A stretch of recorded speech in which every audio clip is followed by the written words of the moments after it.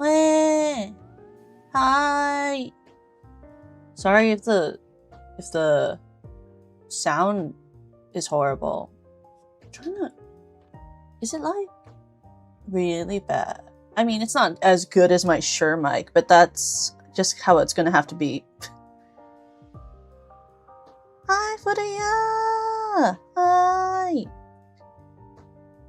Welcome! Wow, wow, wow! I have my lav mic on today so that I can move around the room while we pack. So just expect that the audio quality will be like slightly less good. Ouch! Oh, is it too loud? Is it way too loud? Is it way too loud? I can turn myself down by a lot. Is it way too loud? Here. Here. Is this a lot better? Did that help at all? I don't want to like hurt your ears by like talking too loudly. Okay. You move it just a little bit back up then. But today we'll see how long it takes for me to pack the stuff in this room. Basically, I still don't have a place to live. We're still working on that somehow. Because there's a lot of tech issues that we're having with this other apartment that I'm trying to get approved for. So, but I'm gonna pack anyway, because what if I get accepted? Then I'll have to move. So I thought, what if we pack all of the stuff in my streaming room except for the bare necessities of my other stuff? Because now that I've moved my bed out of this space and into the living room, I have more room to actually pack the stuff in this room.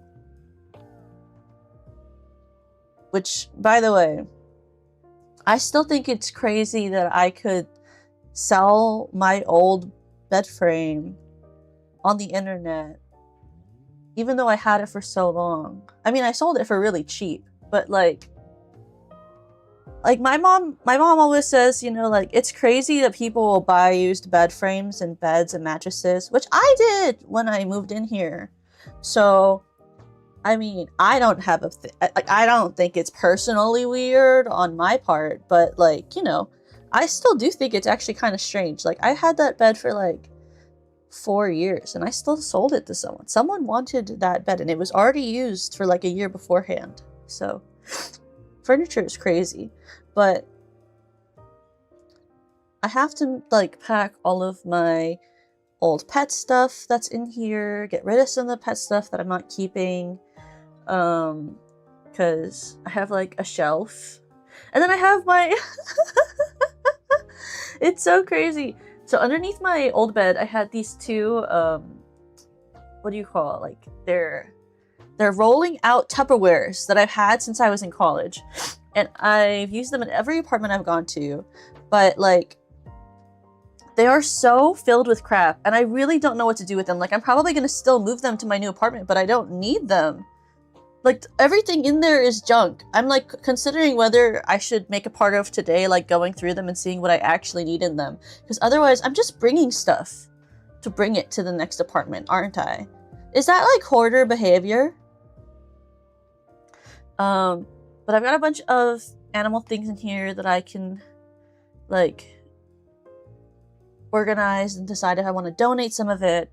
I've got my other streaming stuff that I'm not using for, like, everyday streaming that I can pack to, like my ASMR mics, and I also have this other Tupperware that's next to my desk that I can sort through to see if there's stuff I can get rid of. Basically, it's like, how much stuff can I decide to throw away or donate if it's like donatable, so that I don't have to move it? You know? Like, how much can I just get rid of, if that makes sense? Because I really don't want to bring everything, you know? And I just don't think that's feasible, you know? or feasible. I just don't think it's worth it to drag everything, you know? Like, it just kind of seems like a waste of energy to bring everything. So let's figure that out. But I think the main goal today is to like pack this particular like room up to move. Yeah, it's the perfect time to purge stuff, and I haven't moved in about 3 years.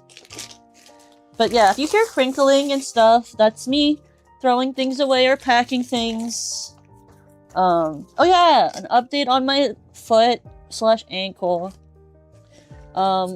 Anyway, an update on it is that it swelled up again after this weekend because I carried a bunch of stuff on Saturday, but it's not as much in pain as much as it is still swollen. So that's the fun part. Said was KFC. No, I don't want to play that. I want to watch my own stream. So I want to watch my own stream. Please be quiet. I want to watch my own stream. Not you guys. My phone. I want to watch my own stream so that I can read the chat on my phone while I move around the room. It was like auto-playing my Good Mythical Morning. It was auto-playing the Good Mythical Morning episode I was watching earlier today. You know, I have to watch it every single day, or it's like, if I don't watch it every single day, am I even a real fan? I was in like their top 0.4 percentile, you know, I gotta keep my streak up, otherwise I'll be a fake fan. How's the move going? I haven't even moved yet. I'm just packing to move. I'm packing. Doing my best. I like the 3D Toko occasionally looking at chat. I just try to do this now when like, I try to do this whenever I have a stream where I will be moving around, so I won't be actually like tracking my model very well, because it just seems a lot more cute and fun than like if my model was just like frowning in the corner because I wasn't tracking. You know? It just feels a little bit less scary. Maybe, you know, maybe we start with like, what if I...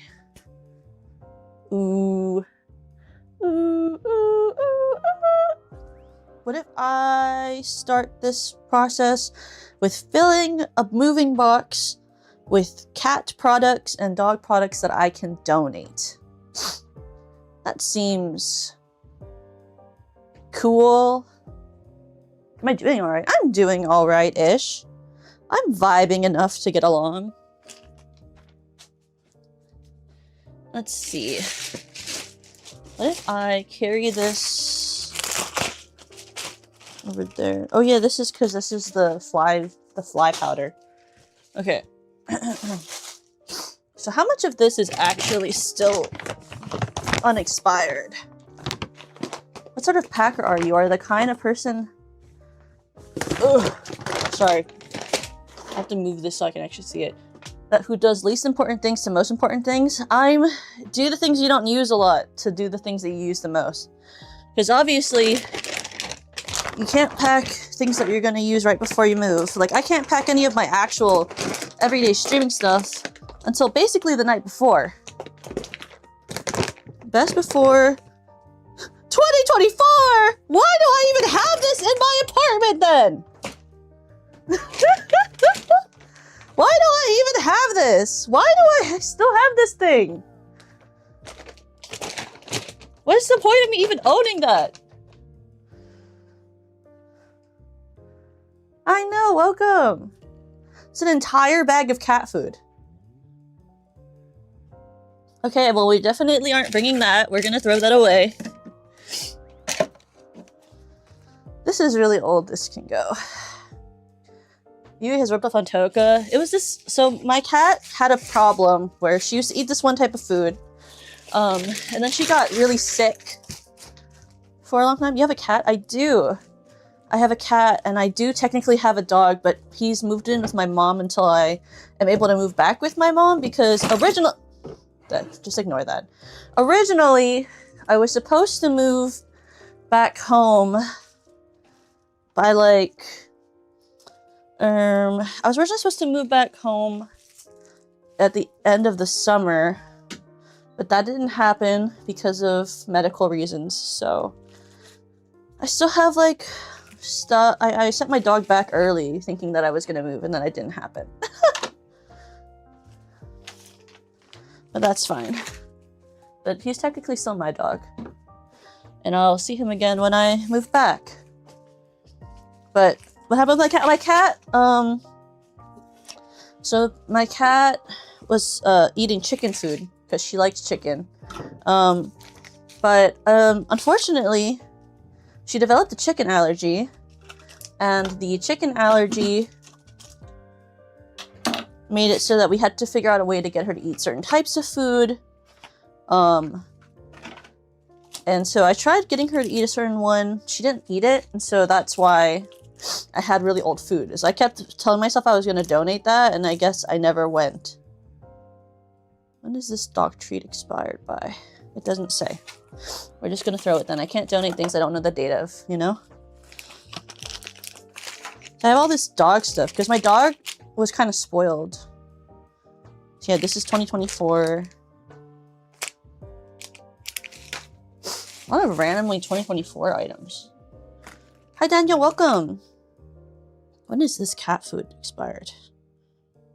Okay, wouldn't donate this. Can't donate that. Thing about when you donate like pet items is that they are very specific on the time. I mean, like whether something's like, you know, expired or not.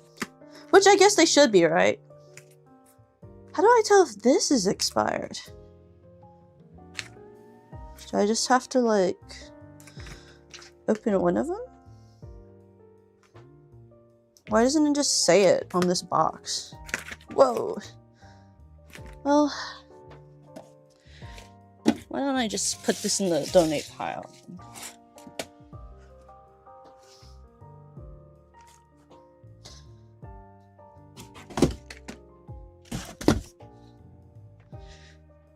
Because I don't want to get rid of any cat food that I know could be used, you know? Because basically my cat used to eat wet food, but she stopped eating wet food when she started taking medicated food for her allergies. Because for some reason, every pet that I own has allergies. And what I like to tell people is that it's genetic, and that I actively genetically evolved my pets when I got them. Yeah, I assume pretty much just as long as it's like maybe not a year past the date. Because some of my stuff is like 20. Some of it says it's like 2024. But I think if it's like 2020, like 6 leaning, should be fine. I'm gonna have this be my cat box.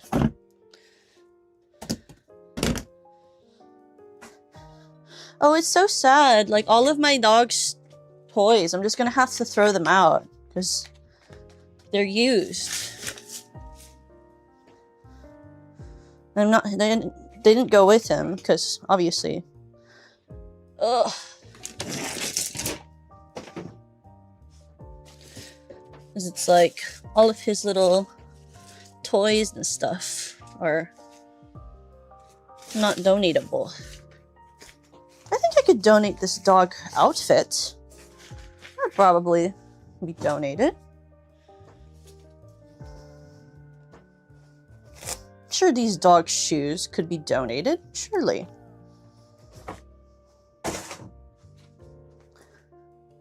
What's your cat's favorite food? So my cat eats medicated food. She eats, it's called Royal Canin, and it's Calm. It's the Calm version of Royal Canin, which is, you get it prescribed from the doctor.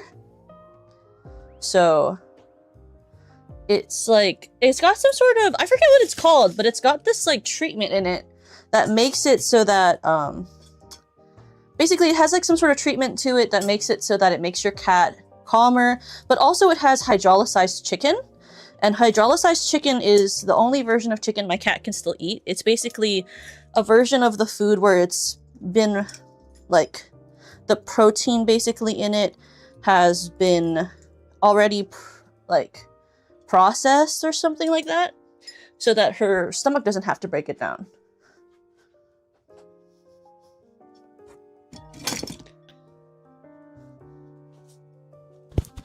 Because that's, like, a big problem with, the chicken allergy is basically just that the animal is having a problem where it's not able to break the protein down correctly, and so therefore they have an allergic reaction that can cause issues. Like my cat was having a problem where she was licking her fur off on her stomach and her tail and her legs.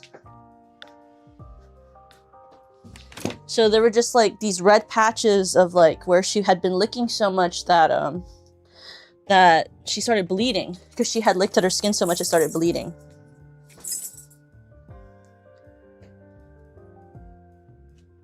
Yeah, pre-digested.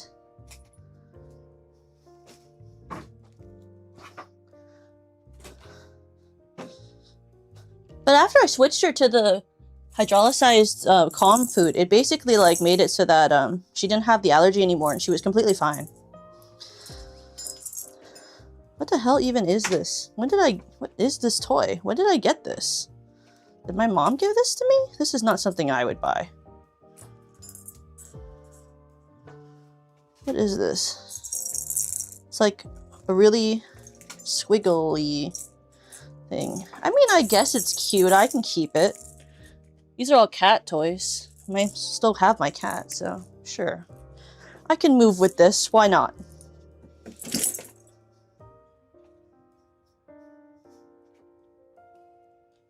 Yeah. It's it was really good that there was something that we could get that would help her with her stomach, because I was getting really anxious about what I would do if I found out there was like nothing she could eat. And it's already a really expensive food. Like, it's definitely not cheap. The food basically costs like, I think it's like $64 to $70 a bag. Which is not cheap, but it's the only thing she can eat, so I just eat the cost and say, you know, it's my cat. It's the same thing I do with, I talk about, like, kids, you know, it's like, you're committed to the cost and making sure you get them the best of the best once you get them, so. If she needs to eat that, she can eat the food. It's basically the cost of my dog's food, and my dog eats, like, dog food, you know? Which, like, you kind of expect to be a little more expensive. Because, you know, he's, like, a big breed, and she's, like, a baby least. Well, she's a big breed for a cat, but, you know, in theory.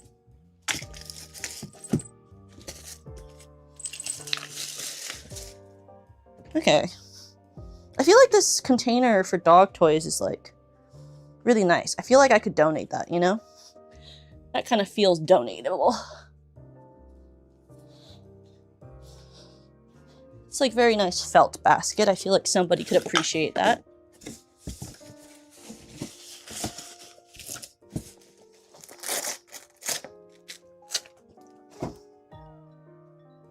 What is this?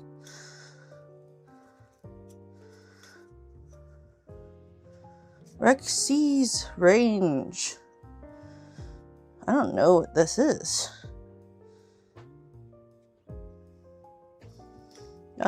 Sure. We don't really need that, I guess. It's true. If they're not eating better than me, then what are they eating? I do care a lot about her a little more than I care about myself, so. And these are...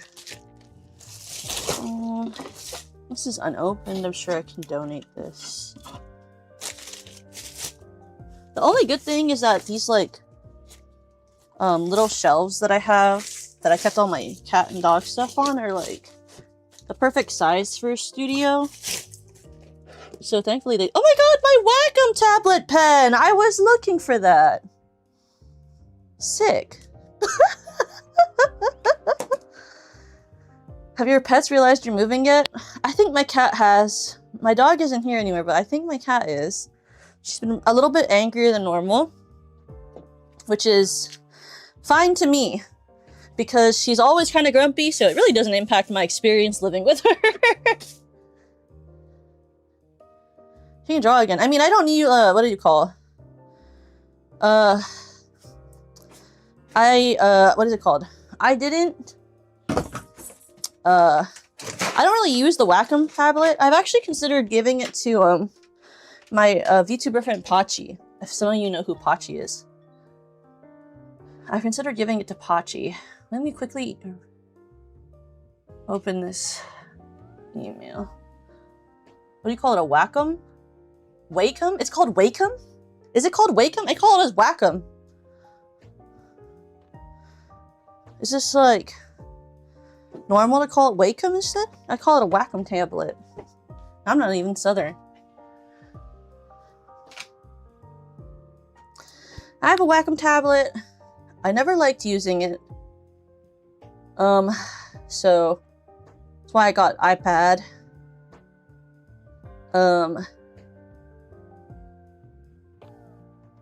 And then, what do you call? I didn't like using it, and so I just didn't. And I just have had it for a couple of years, and I've been like, you know, Pachi needs a new one. So, okay, what did my mom say to me? What did she say?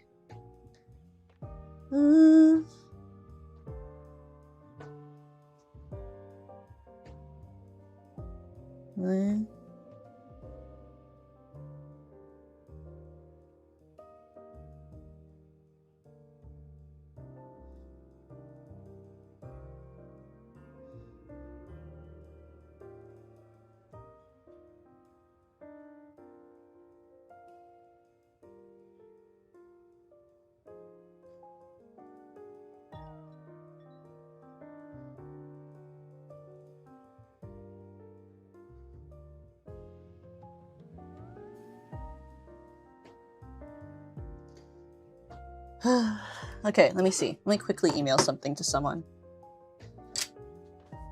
Wacom. Really? Ah, sick nasty.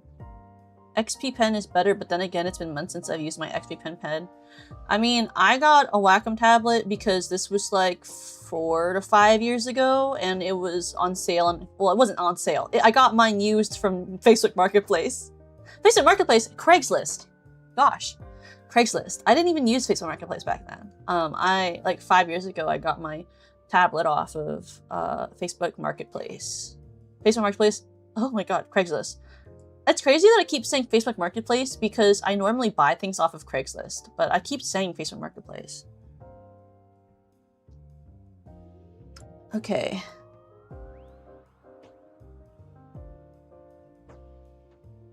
Okay. Let me just quickly write this.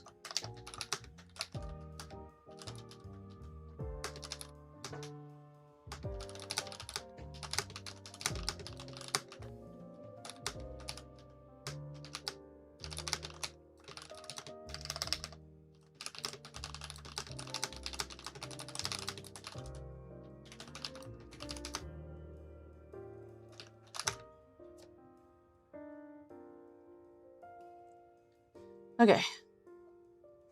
My mom just emailed me more information about the issue she was having with the program again. She's so funny. She's like, if we can't figure out this stuff for this program thing that you're trying to do, she was like, we might as well just see which is the cheapest apartment in your complex and then just pay for it, even if it's more expensive than getting you a cheaper studio. She is so funny. I think she's like literally dead. She's so done with like all of this like AI like screening support bullshit.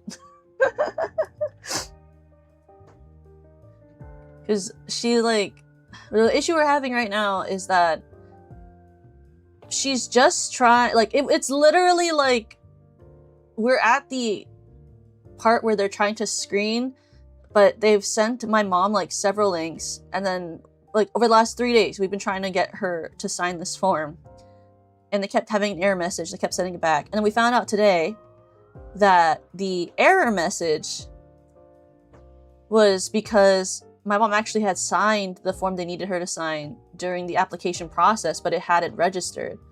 So they were able to get that fixed and pushed through. But now they need their third-party system to do another verification. My mom can't get the verification code because it's not sending to her phone to make this account so that she can actually do this other third-party process that I need her to do.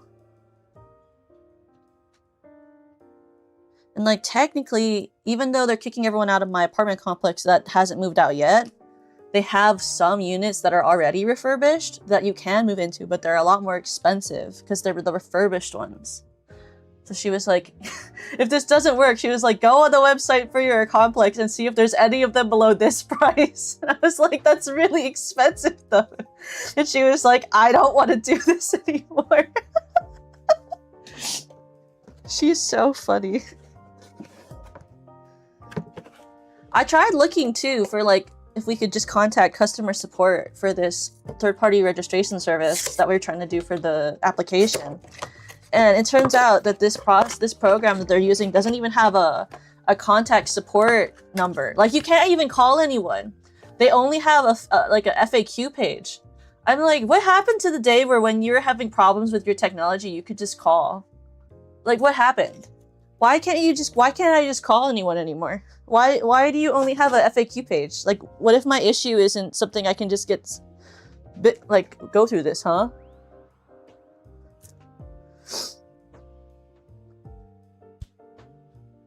That's true. They found out it's cheaper to just not have anyone for support.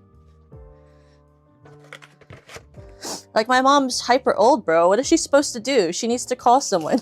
Because I certainly can't help her.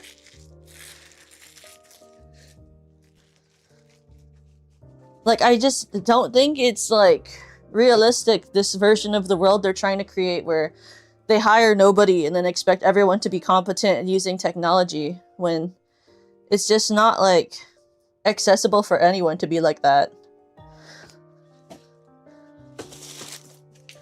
Oh my god. It's so fun. Every time I take a step forward that's, like, too forward, I can feel my ankle pop.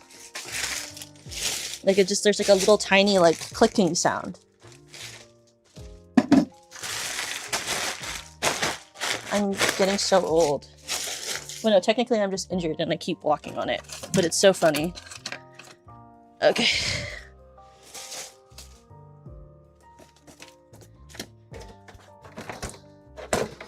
What was it? I told my mom. She was so funny, she laughed at me when I said this to her. Because we were talking about how, like, my ankle got all swollen after I walked on it all day for my work event. And then she was like, I told her, I said, I can care about this after I move. And she was like, you take after me so much. Because when I went to visit her this past winter, she also had sprained her ankle doing something else. And hers took like 2 months to heal because she wouldn't stop walking on it. And it reminded me of when I bruised my pinky toe bone in high school and I had a boot and everything. A boot. Canadian like you. Anyway, sorry, she's not here. She doesn't matter. And I had a boot. And I took it off after like 3 weeks because I was tired of wearing it. I wasn't supposed to. I think I was supposed to wear it for like a month and a half, but I got really tired of wearing this boot. So I just took it off and stopped using it. And then I wasn't supposed to dance and they did it. Oh my god, a spider! Be normal, Toka. What would Lemmy do? Lemmy would tell you to just let it climb away. So that's what I'm gonna do. It's a very small one, so I'm just gonna walk around it and let it live its life. Because I am better than I was before. I am not going to just grab things and immediately kill it because Lemmy wouldn't like that. I'm a changed person.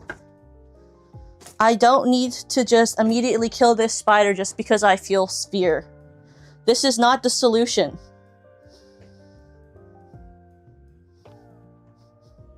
Just ignore it. Okay, I'm ignoring it. I'm ignoring it.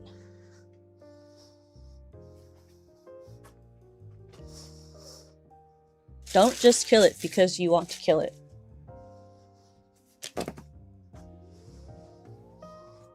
This is what is called being an adult. Is seeing the spider and choosing to not kill it. Because your friend would be sad if you did.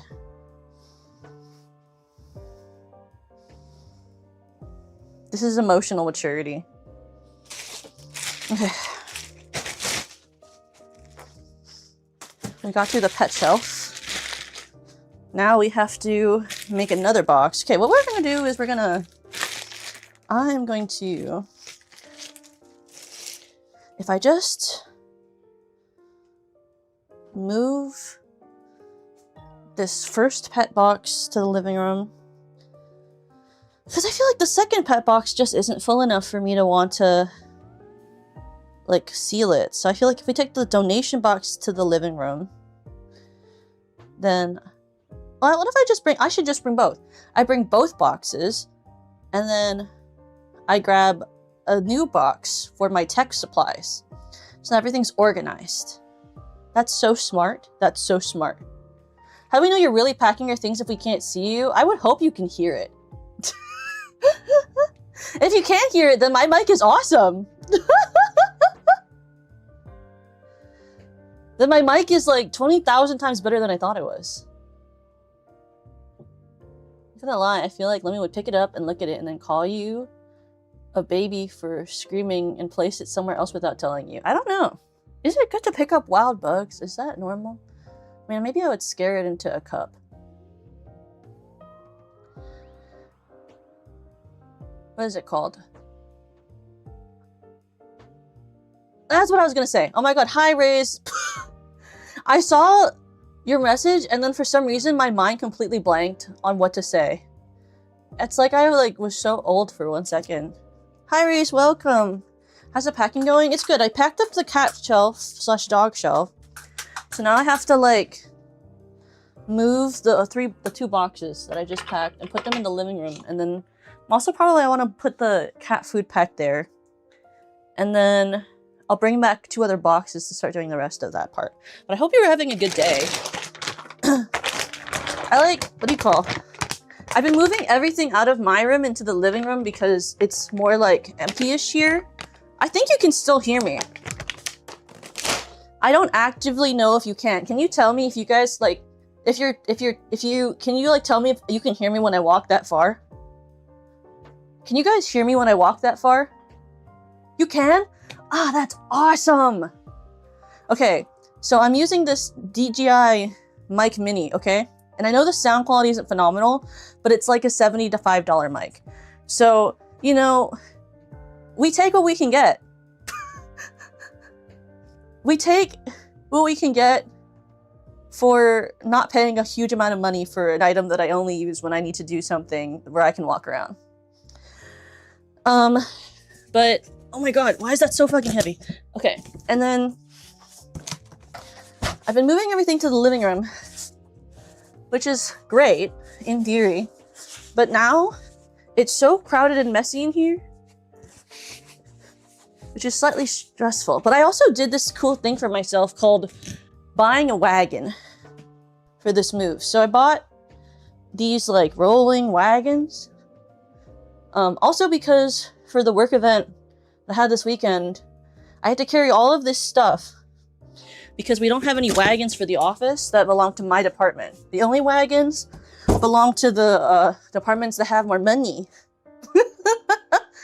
Belong to departments that have more money than the one that I work for. So for all of our work events, we just have to carry shit.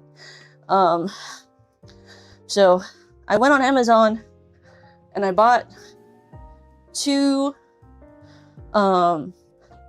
those folding carts, you know, so that I can have one and then I can give one to my job so that they can also have one. Because I just kind of felt like I was tired of carrying things all the time.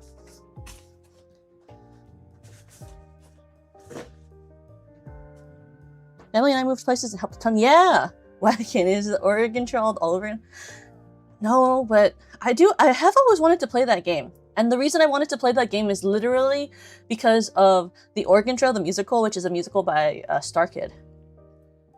We invented the wheel for the reason. That's so true.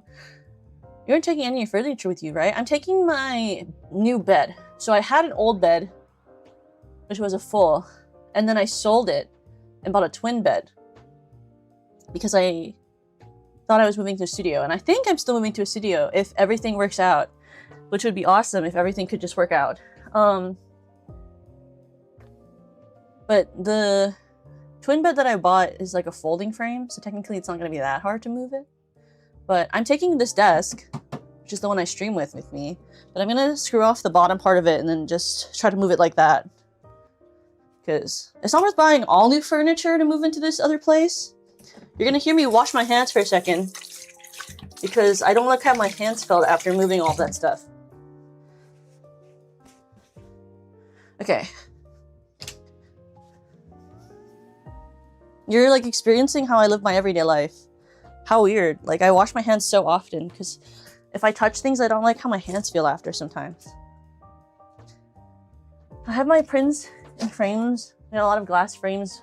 If I can have them up. Yeah, I just actually, there are some prints that I've had that I only just framed for the move. Like, literally, I had never framed them before, and I've owned them for like 3 years. But I bought frames so that it'd be helpful to when I moved, which is kind of crazy. Ugh, what is this? Why is this so hard to tear? Okay.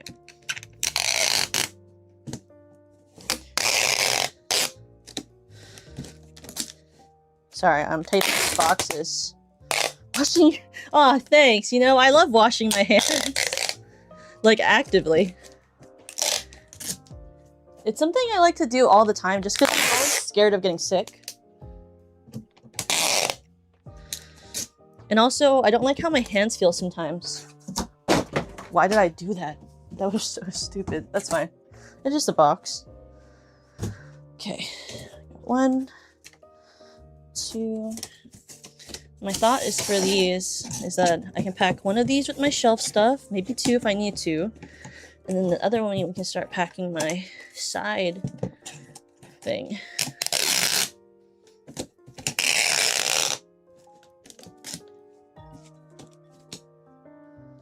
Washing your hands. I recently bought hand soap and the scent of it is too strong. What type of hand soap did you buy?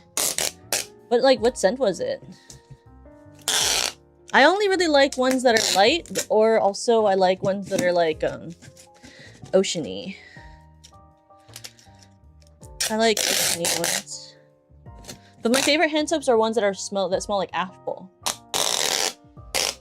I like apple scents.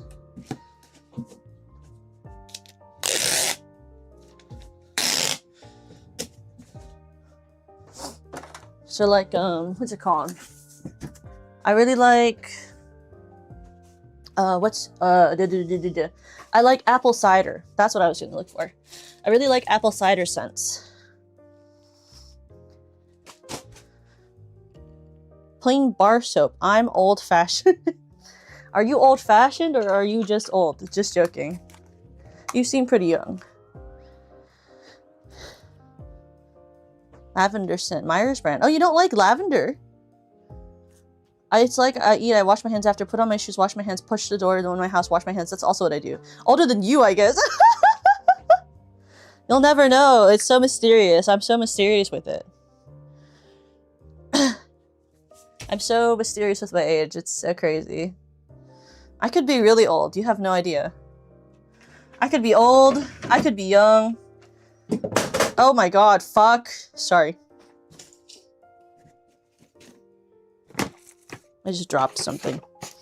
Okay. It's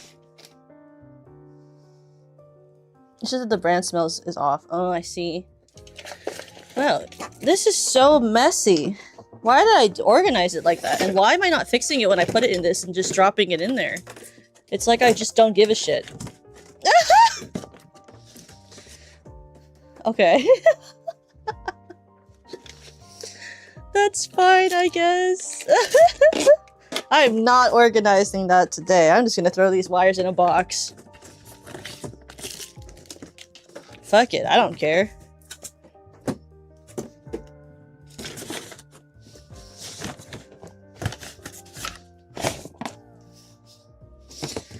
I'll just label this box obscure wires for technology.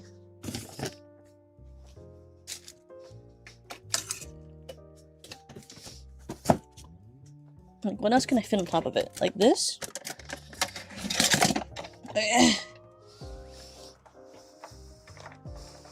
Like, what even is this thing? Who knows?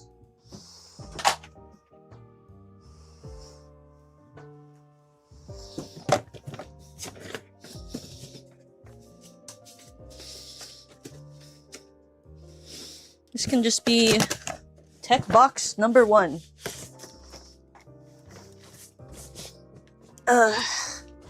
Jeez, that's heavy.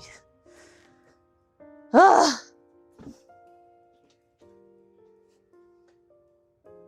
I turn 30 next month? That's not that old. I know people older than 30. I say that like that's rare. I know people older than 30. You're not that old. You don't get hurt. I'm totally not an unk yet, right? You're not an unk. Unk is a mindset. It's not an age. Unk is a mindset, guys. I don't think it's an age thing. Like, do I think I'm grandma core? No, I think grandma is mindset, you know? Like, I'm like tired aunt or something. I'm like, you're a disgruntled aunt who's done with the way that life is such a bullshit or something. Oh my goodness. What do I want to do next? I guess I still have to pack other stuff on that shelf. I just don't want to. Okay. I'll get up again. What are you doing right now? I'm packing up my tech shelf. All it takes is for Toka to get into cottagecore aesthetic and then boom. I already have some of the well, I guess my aesthetic is more of like dark academia. I am, I guess, dark academia core. See, look at that. I have this pile of boxes. I want your tech people opinions, okay? When Senpai was helping me with this PC, he sent me a bunch of these parts, right? When we built it. And like, he said, keep the boxes for these tech things. But like, do I really need to keep the boxes? Because there's just these cardboard boxes of my old tech parts. Like, do you think if I just, like, take pictures of them so I know what parts they are? Like, do I really need to move all of these boxes? I mean, I have a random cable box. Yes, keep them? Oh my god. I guess I can, huh? What am I supposed to do when I move, like, states? Like, have a box that's shipped over to my mom that's just the boxes of the parts of my computer? Like, do people actually do that? Is that normal? Is that, like, what everyone does? Is this a thing that I'm just not aware of?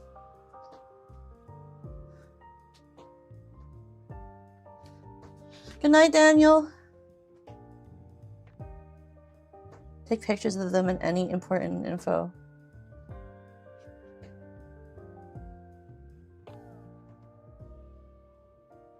Let me take pictures of them then. Important info. What does it even mean to have important info of computer components? Does it make moving those components easier? How would I, why would I do that? Wait, why would I need those to move it? Why would I sell the part? Serial numbers. Just need to know the part model and serial numbers. Oh, okay. Let's take pictures of these boxes. I don't think I'm gonna move states with these boxes, I'll tell you that.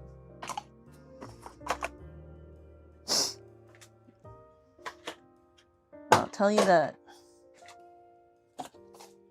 Where do you know where a serial number is?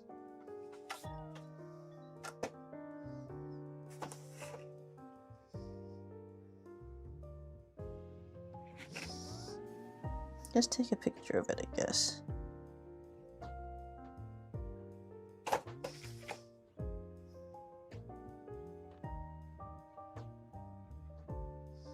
Sure, if I take a picture of each side of it, that's like basically all you can take a picture of. Have you tried turning it off and on? So true. I mean, they're just the boxes for like my what is this called? Series processor.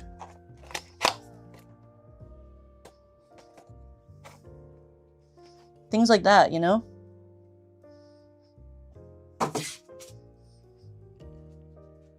Should definitely be protected. I mean, if I was to move with my PC, I would put the thing, instead of taking it apart, I would like put that foam in it that puffs up to hold everything in place, and then put it in its own like luggage and carry it with me on the plane.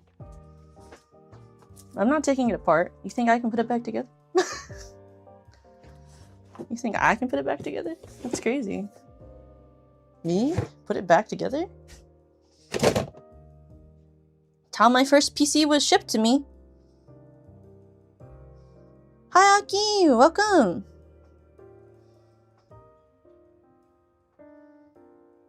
If I were to have a son, what would I name them? I don't really think that far ahead.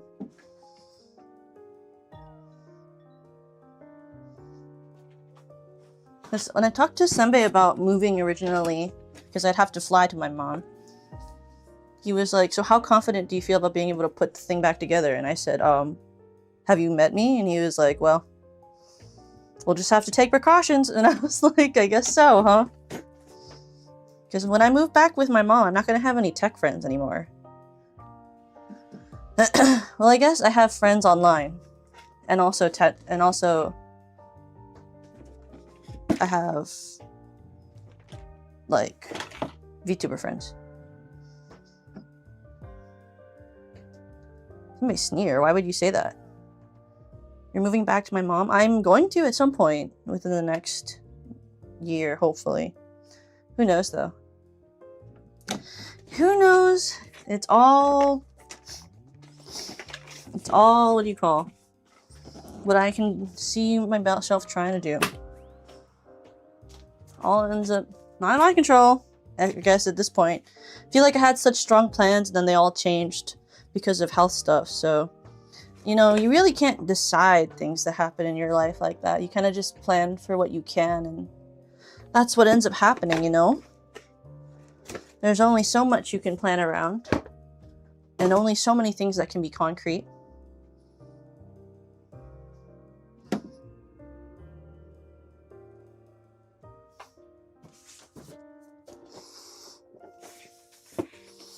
Liquid freezer. Liquid freeze. Freeze your brain. Less in the game. Happiness comes when something's who need just freeze your brain.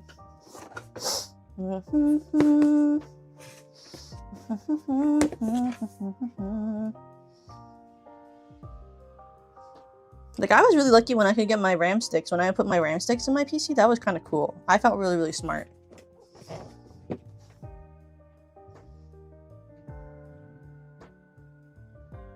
I don't think Lemmy would be able to help me set up my PC, I'll be honest. She's not like that level of tech support. I'd probably call Senbei before that.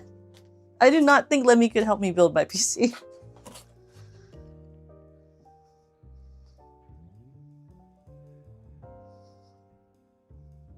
Like, I'd probably end up, like, calling Senbei or talking to, like, Eva or something.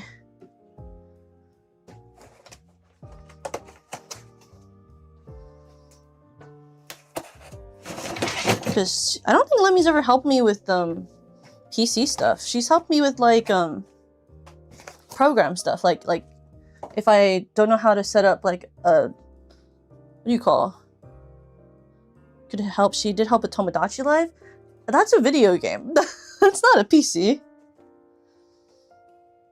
Yananova? Yeah, Eva. I feel like I've talked with Eva before on stream. She's also on my island.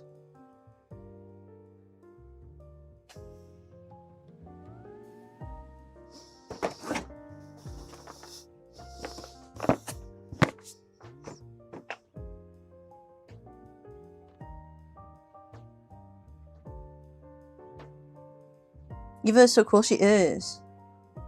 There should be V2 Protect support and questions Discord channel just to help each other. Are you almost unpacking? Oh no. Oh no, no, I'm definitely not. That's not, nope. Unfortunate, nope.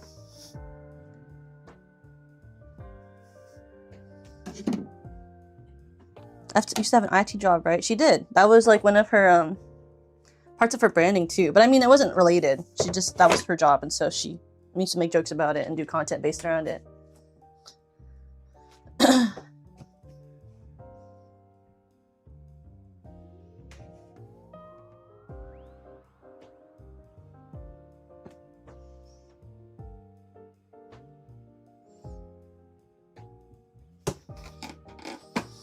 Like, when I've had issues with tech in the past, normally I just... Where is this? This is the side that had serial number. Normally I would talk to Senbei or my... I'll find through Discord call. Oh my god. Another cooling. More cooling. More cooling. Ugh! This sucks, bro. I keep lifting things off and then it, like, just spreads freaking cat hair everywhere. Ooh! Jeez Louise.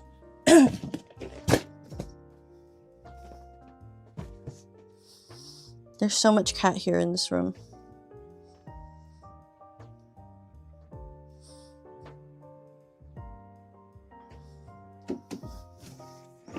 Okay, is this the side? That's the side that had the numbers on it. Cool. Okay.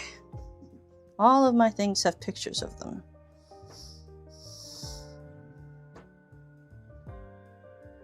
Am I moving to a different state or still the same? I don't really talk about that type of stuff when I stream. But I'm going somewhere. That's what I'll say. Oh yeah, this is my SATA. I should keep this because this has my old hard drive on it.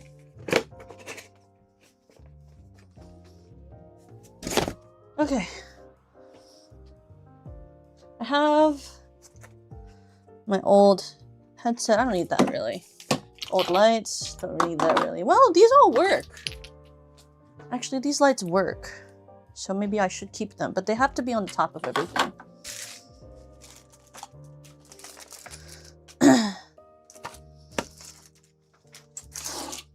But will I use them in my new apartment? I don't even know where I'm living. I can't guarantee any of that. You know what? Who cares? And I'll put my drawing tablets there. Yeah, the south side of the Stellarverse. It's so sick there. With the dark side of the moon. Be a man, you must be strong in the coursing river. Something, something deep, tycoon. My hand cam can be here. Is this the box that... I don't know. I'm just gonna put that in there.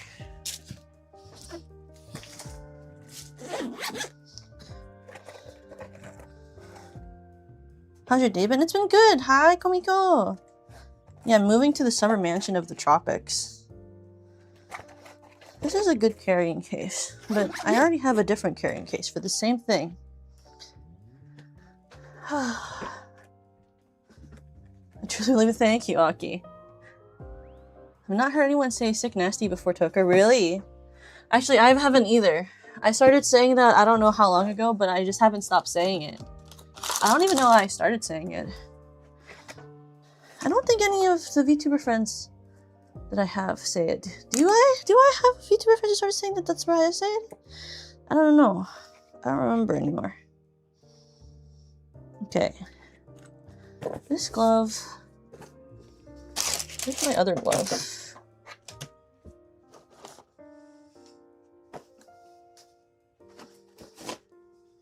Yeah, my Pachi plush. That's very important to pack. I have all of my letters. But where are my other gloves? Where the heck would I put it? There it is. So I don't think I'm gonna do 3D again until I move. Am I picking my room first? Yes, I am. Do I think this box works better than this box is a good question. Like, which case do I think works better?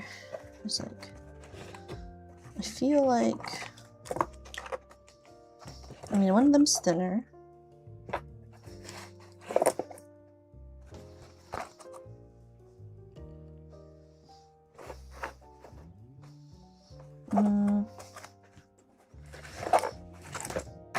I mean, I guess I should keep it in the one it came in.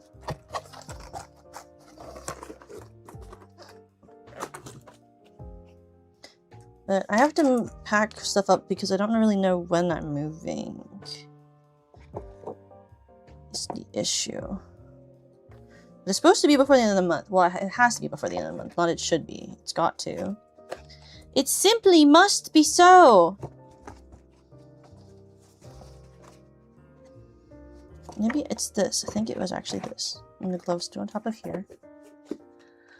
YouTuber and I invested money into VR, but it's totally worth it to get into 3D. I have 3D trackers, which are Rebo caps, which is the same as Lemmy and Yui and Serena, which are fine. But I can't really do Vive trackers, even though I want to, because I can't wear a VR headset.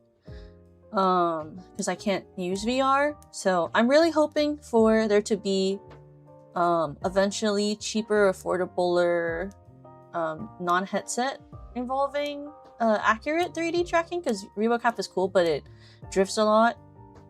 Most of my gear are Vive or HTC, yeah, but Vive or HTC requires headset, which is like having the 3D tracker on your head, which is an issue because I can't wear the headgear. Thoughts on you being in the upcoming Yaoi Yuri panel of this year? Oh! Yeah, you're right. I should bring that up. Here, let me pull up the picture that Issa took. Yeah. Da, da, da, da, da, da, da, da. I will be in the Yuri Yaoi debate. And the Yuri Yaoi debate is going to be on Friday, which is the first day of the con. It'll be from 7 to 8 p.m. So if you're going to the Hime-Hina concert, it'll be after the Hime-Hina concert. It is a panel in which Issa, Rina, Rio, Sei, and I will be arguing about Yuri versus Yaoi in terms of content. I will be on the same team as Sei. So Sei and I will be arguing on the side of Yuri, and Rina and Rio will be on the side of Yaoi. And Issa is our impartial our impartial judge. Even though I don't really call her impartial, but that's my personal opinion.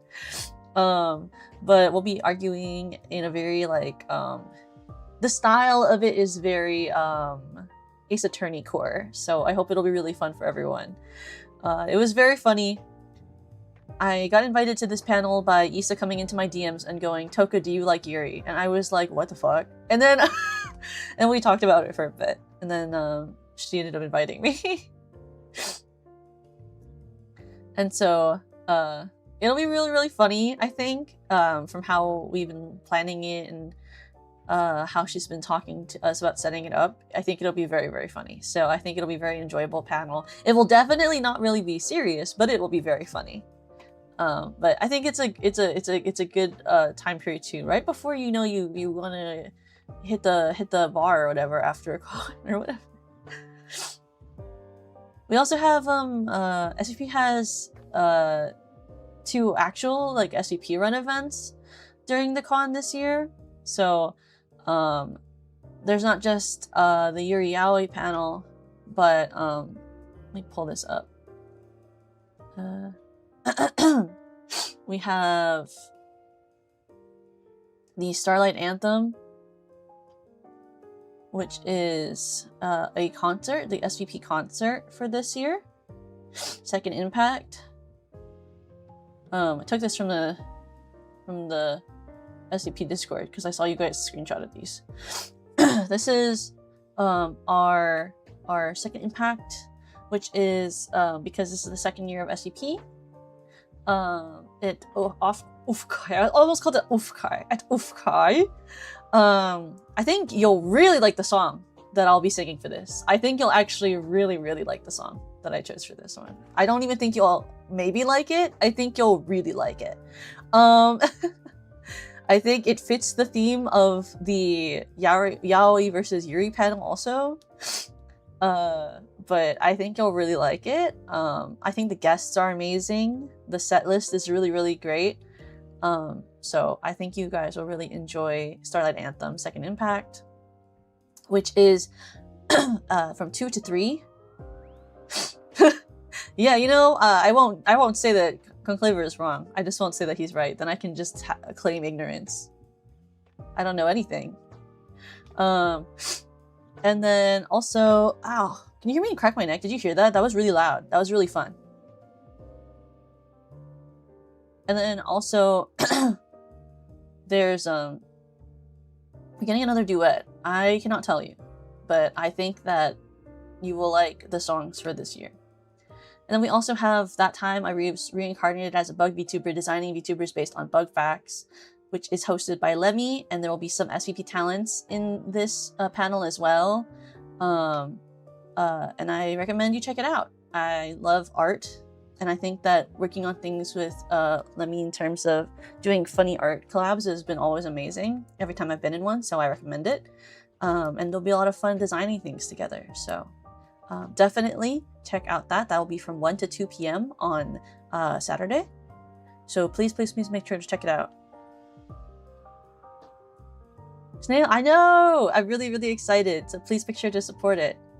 And as you can see, all of them also allow photo and videography. All of them allow photo and video. So also, if any of you feel compelled at any time to record anything or take pictures and post about it, please make sure to do so and to tag SVP and off-kind stuff, so people are able to see it and see that you were having fun there and stuff, you know?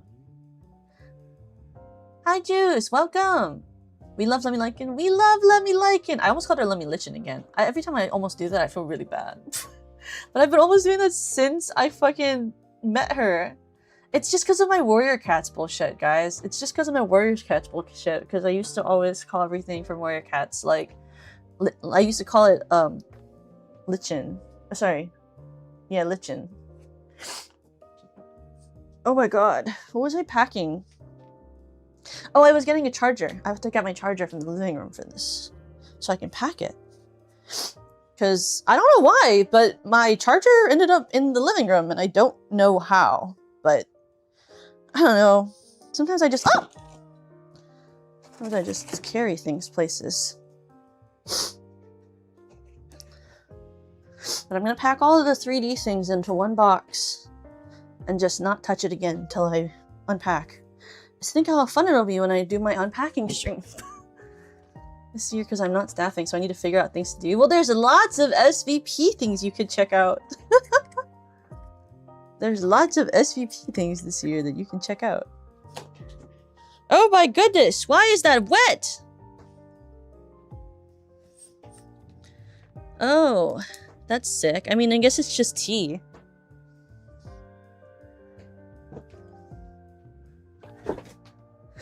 It's okay. I kicked over my tea bottle, but I didn't know that it wasn't fully screwed on correctly. I accidentally kicked over my bottle of tea. I thought I had fully screwed the cap on. It's alright. It doesn't really matter. Okay, I need to pack my Rebo cap. I did, I spilled the tea. I did it for real this time. I have to wash this too. I have my, from when I did my last ASMR relay, I have my honey spoons on the table that I put them in my mouth, and I really should wash them. but I haven't yet. They've just been sitting on my desk, which is kind of gross, but it's not like I'm using them for anything else. I just have to wash them next time I do the dishes. Because I really like honey spoon sounds in ASMR, so I bought honey spoons so I could do honey spoon sound. I have to get better at using it. I need to find something that I can do for it too.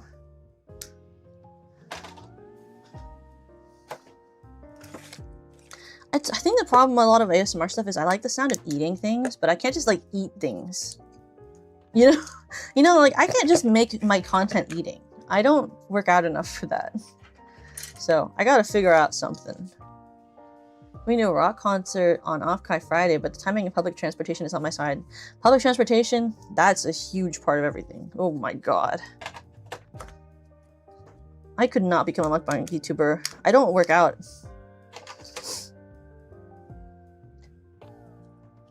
If you want to go to something on Friday, you should go to SUP, Starlight Anthem, Second Impact, and Himehina's concert. And then on Thursday, there's the Nocturne Carnival, which is the day before Off-Kai VTuber concert / bar event, which is hosted in part by SVP as a part of the hosting. And we'll all be, you know, performing and stuff.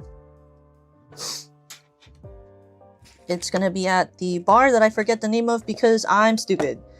And but it's the cool one because I know it has like a really cool theming.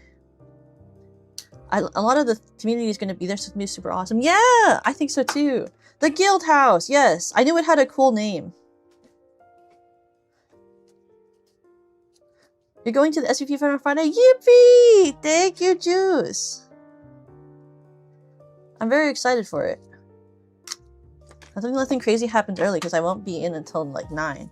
I hope there isn't. Can you imagine if something weird happened before 9 p.m. on a Thursday? That'd be insane. Can you imagine? What are you guys getting up to? Are you guys all hip with the kids or something and partying out hard before 9 p.m.? Even when I was more of a partier in college, you know, I didn't really get that drunk until like at least 11. But that's because I would hang out with people until like 2 in the morning. We used it last day for our year. We used it last day. We used it last year for our day 0 event. Ooh, day 0 event. What did you guys do for your day 0? Did you guys just drink or did you guys do other stuff? I've never been aware of events and parties and stuff other than the ones I threw for myself when I was in college. I don't really go anywhere anymore. All I know is Off-Kai seems very hip and popping this year. It's really got that youth juice in it, you know? Very youthful. Everyone's doing everything. All I can think of is how tiring it must be.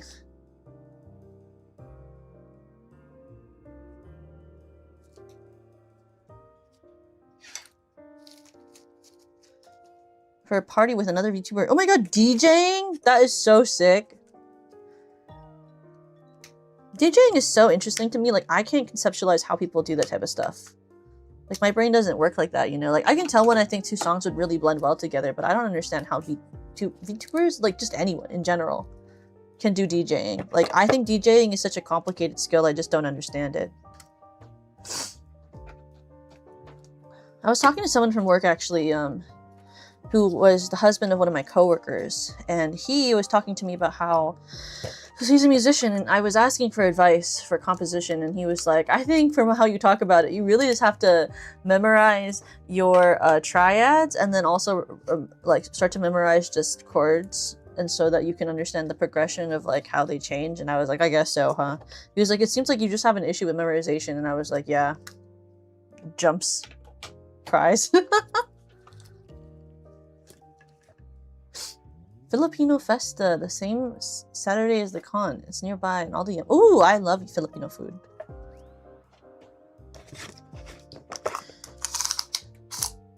I didn't know... I forgot that this Rebo Cat box has measuring tape in it.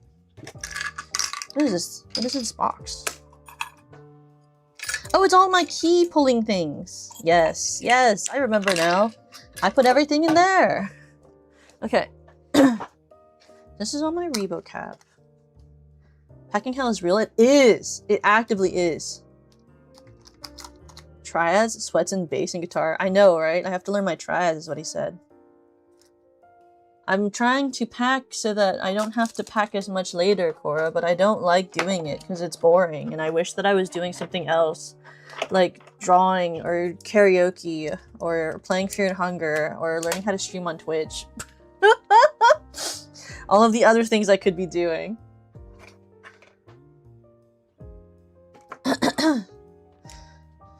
Oh my god, I didn't talk about this on stream. I plan to learn to stream on Twitch like Serena did today because SVP is now allowed to multi-stream. But I don't have the time to care right now. I wanted to, and then this week came upon us, and I have too many things to do, so I've just decided that I'm not gonna learn until I move.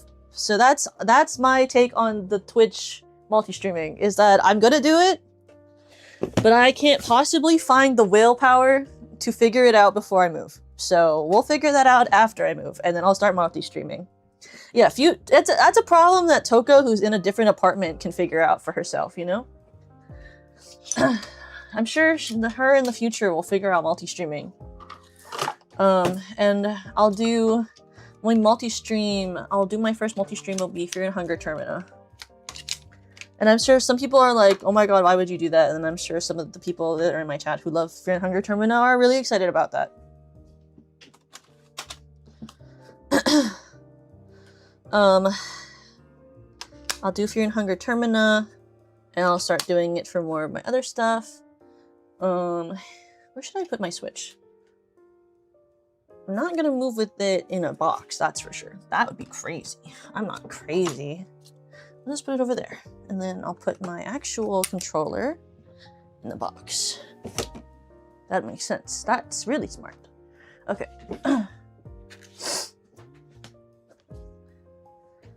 Because I want to be able to stream on Twitch so that people who watch me often don't necessarily have to type on Twitch chat side, but I thought, because, you know, I really like all the different integration stuff on Twitch chat. Like redeems and stuff with Mix It Up bot, so I figure, you know, even if it's just where like you guys like just sit to gain your Twitch points when I stream, and then you can redeem them whenever you want, like even if it just ends up being like a secondary platform where you just like are able to redeem things, I figured that it might be fun for you guys, you know, after thinking about it, because I used to be pretty anti me learning how to use Twitch, and then I was watching people who use Twitch for like Mix It Up for like all the different redeems, and I was like, maybe I don't think Twitch is like a multi-streaming is stupid. Maybe I actually like multi-streaming.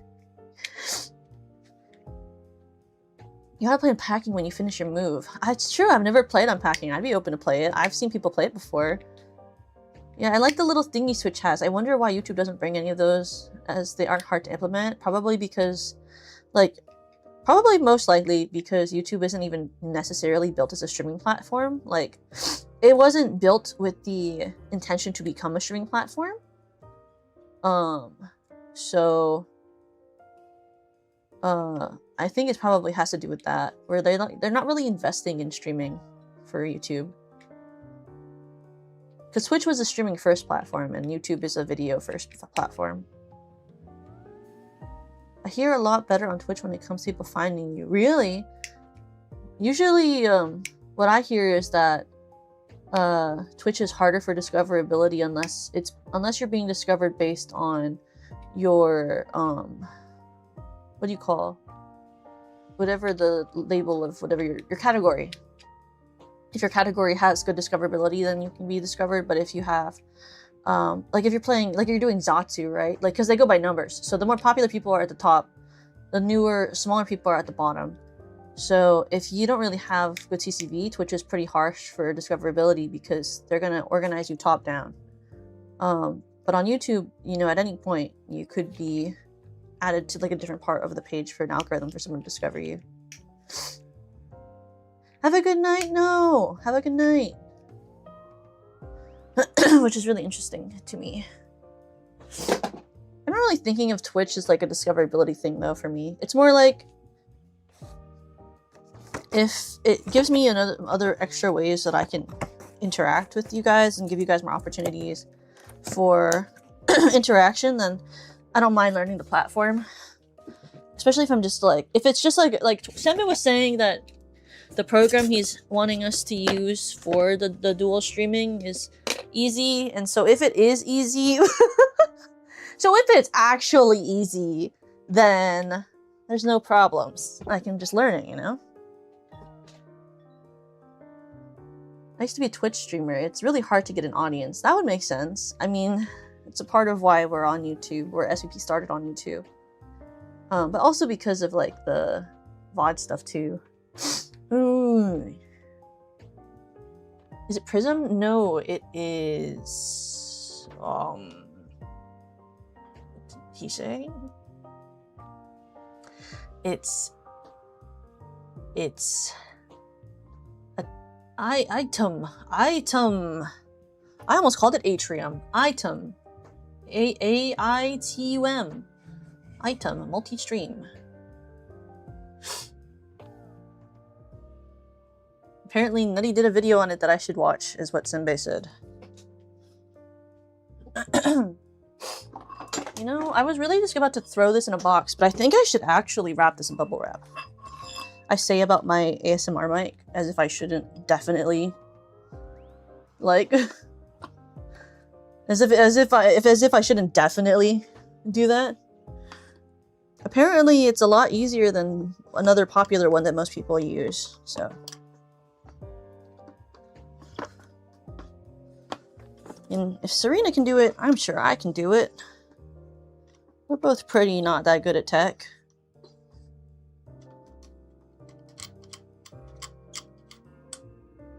Gave streaming a good old try for about 4 years before quitting. It was fun, but not for me. Hey, I mean, at least you tried, right? You'll never know unless you try.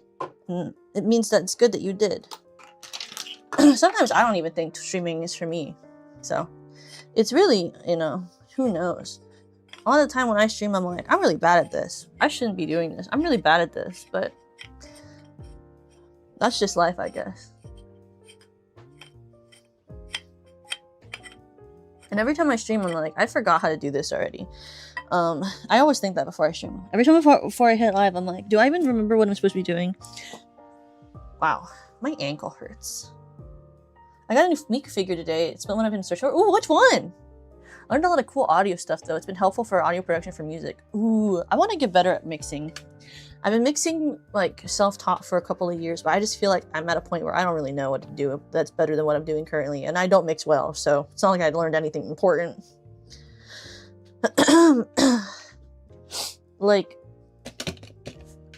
it's like at the point where, you know, you're like learning to do like these different passes and filters of things, and I'm like, I'm just not that smart.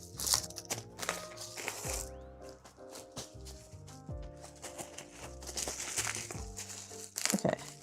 Pull up my bubble wrap for this ASMR mic.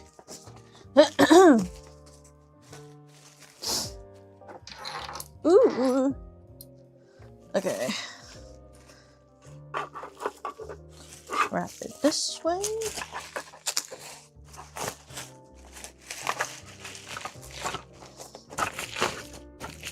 I'm rolling it the wrong way. That's so cool. Okay, I'm just gonna sit on the ground and do this. This isn't working. Okay. Let's try this again. Let's put the mic box first. And then add them. Okay, they're tangled first. Maybe I should just untangle this first. Maybe that would be a lot smarter. Maybe I should be really gentle and smart with this mic that Sembe built for me because it's expensive and I shouldn't break it. That would be really smart. I'm sure if he's watching my stream now and just not commenting, he's like breathing with like sweat, like he's like sweating. Not watching me, but like hearing me talk about how I'm trying to pack this mic. Okay. Okay. We're gonna pack the mic smartly because we care about the things that Sembe spends money on. Okay. Wrap the mic in an intelligent way, Toka. Be gentle to your expensive mic.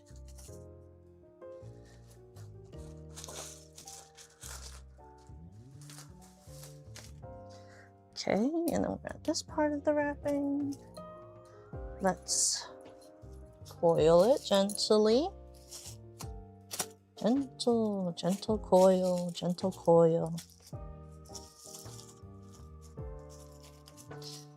Now we go over this and do more. Okay, that should be good. Great.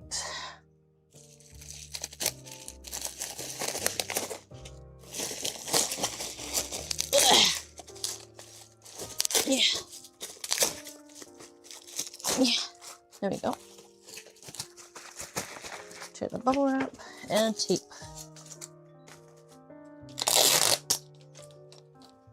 Shit, my dick. I taped the tape to itself.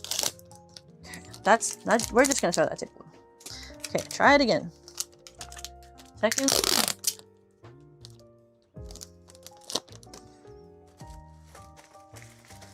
And then I might as well tape the sides so it's safe too.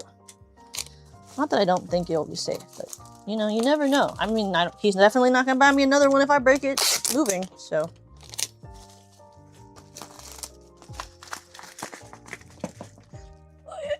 I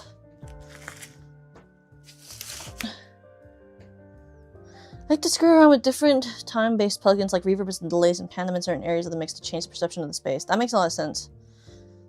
I don't do that, but I hear people do that when I listen back on mixes that I've gotten for things, like my Ori song mix. I definitely could hear it during something like my Ori song mix. I'm gonna put this here. And put the Pachi plush here to hold that in place. Ugh, my ankle hurts. It'll heal. When will it heal completely? When will Toka's ankle heal completely? I feel so old.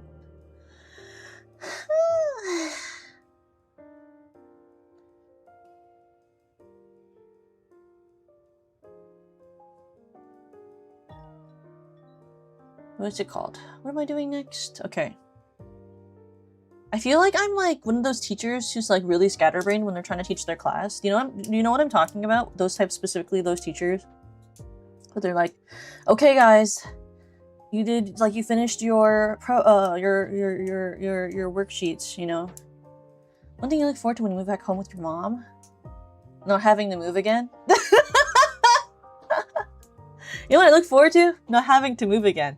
When I look forward to moving back with my mom, I look forward to helping her make Sunday dinners, because we don't have family dinners anymore. We had family dinners every weekend on Sunday when I was growing up. It was her two sisters, their families, and not mine. We would all have family dinner together every Sunday growing up. It stopped around the time that I went to college. But I look forward to helping her cook for those and delivering food to the family, because what she does instead is every Sunday she makes a batch of food and then delivers it to my family. Like she drives to like all of the different houses and drops off food for people. So I look forward to doing that with her, because it's just something that I think is really beautiful and really is like very much like, you know, that vibe of caring for your family and keeping connections. So, I'm excited to do that and excited to cook, because I didn't cook growing up because my parents were very worried about me cooking, because I had a lot of accident-prone issues as a kid. So I didn't really learn to cook until I was in college. But now, I like cooking because it helps show my mom, and when my dad was around, it helped show my dad that I was becoming capable, and they were always really worried about me being capable as an adult. So I like cooking because it showcases that. I don't like cooking for myself, let's be clear. I actually dislike cooking for myself because I find it tedious when I could just eat like a simple like sheet pan dish. But when I cook for other people, I find it very fun. So when I used to have friends over for parties in college and stuff, like I would always cook like a nice dinner if I could for people. When I used to live with my roommates, I would try to cook like every week or every other week for them, to just make them a nice meal, just because I like to cook for others. But I hate cooking for myself because I find it tedious and I hate washing dishes. So like, why would I cook for myself? Because then I have to do dishes and it's only for me, and that just seems really annoying. But if it was for other people, then I liked doing it. So I look forward to cooking for my family. And I also look forward to my streaming space too. Like, my family house has like a shed, basically. It's not actually a shed, but it's like the equivalent of a shed in the back of the house that's connected, that I streamed from when I was back home in the winter, which has a really good setup because it was my dad's drumming room because my dad was a drummer. And it's got soundproofed walls, so it has really good sound quality, and I can be as loud as I want at any time of day, and you can't hear me outside of it. So I look forward to that because I feel like even if I don't get noise complaints, I always feel like bad if I feel like I'm being too loud after a certain part of the day while I'm renting, just because I don't want to be a bitch. Just because I don't want to be a bitch. So I look forward to that too because I won't have to worry about annoying anyone. Plus the sound quality is really good. So, you know, it's really good for like ASMR. It's really good for recording. It's basically like a mini recording studio, honestly. Would you ever mini? It's actually bigger than a recording studio normally. It's like the size of a recording studio. Would you ever pick up the drums? I would not. But when I was growing up, I took taiko, and I was really good at taiko, and I liked taiko, which is the Japanese form of drumming. I don't think I would pick up regular drums. My dad tried, and I just couldn't get my feet to want to do the same things that are different than my hands. But I did taiko pretty well. I used to love cooking when I was younger, whether for myself or my family. Lately, I've been trying to enjoy it. I've been too tired to enjoy it, and cooking for myself feels like a struggle, so I end up eating out a lot. Yeah, that is a problem. I have that problem too sometimes. Like the last 2 weeks, I just would order food instead of cooking because I was so tired and I was so stressed. But I'm trying not to because it's not good. It's too expensive. But I would like be like, I don't have...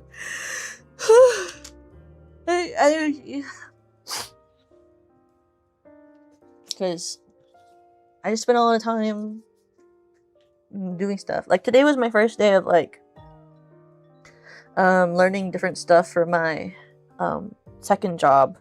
Well, I guess it's still the same job, it's just I'm adding on extra responsibilities because I got onboarded today for the first part of my extra hours. I guess technically I guess you could call it a third job because I have SAP as a job, and then I have my current job, and then I have this other job, which is the same job but for a different department. But it's an extra amount of hours, so I guess it counts as its own job. Plus, they want me to focus on different things. But I did the onboarding main part of it today. So I have more responsibilities to do for the week, which is fine. That's just being an adult. You don't get to really choose, you know? Okay, let me move this one box to the living room. You don't really get to choose. That's one of the things about being an adult is you have to take on responsibilities and then go, this is okay. Because we're adults and we're capable, you know? We're adults and we're capable.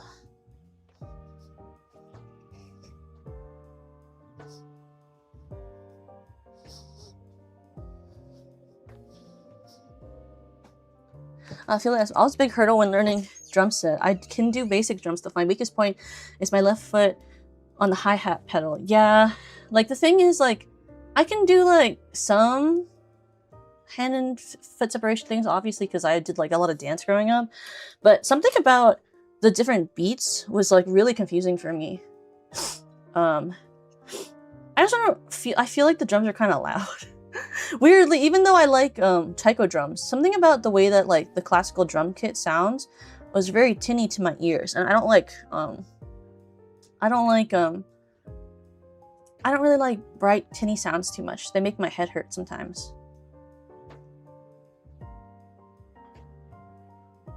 Too expensive. It doesn't even last that much because you gotta eat out again if you don't have food home. So true.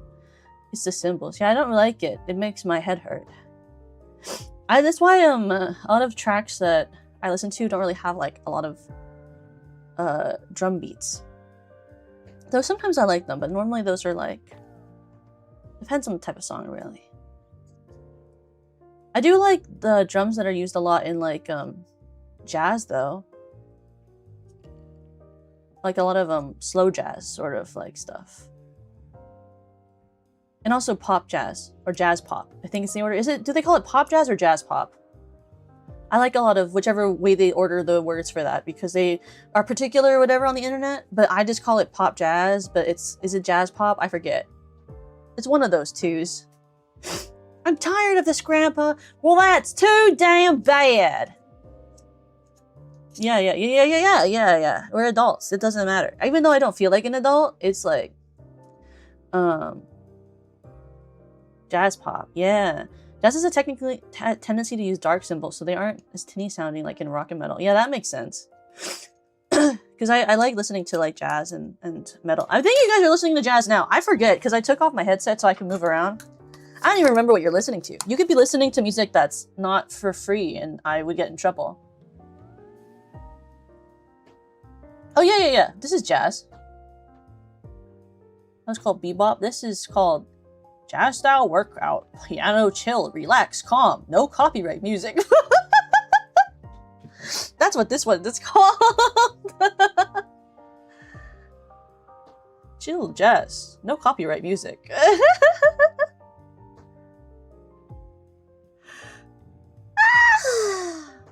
Wonder what's the next one. What's the next one I can find for you guys? Because this is going to end soon. Let me look for more jazz.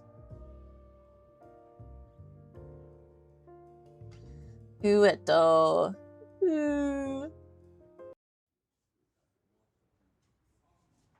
What about... that is the same song. Can I get a different one? Bop, bop, bop, bop to the top. Bop, bop, bop, bop, bop, bop, bop, bop. No, where's my jazz? I like jazz. Free BGM jazz. This is too exciting. I need something slower. Free BGM. Jazz, lo-fi.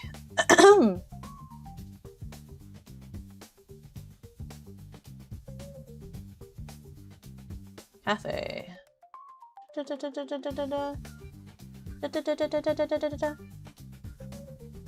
what about this one?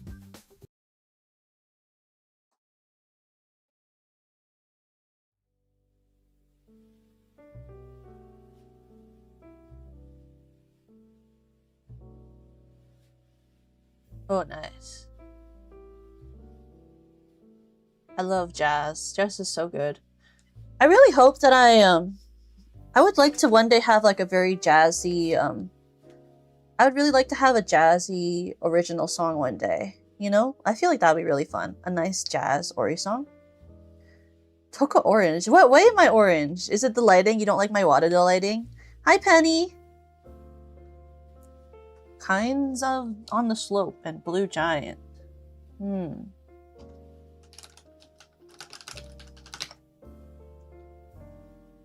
blue orange. No, I'm orange. You are orange.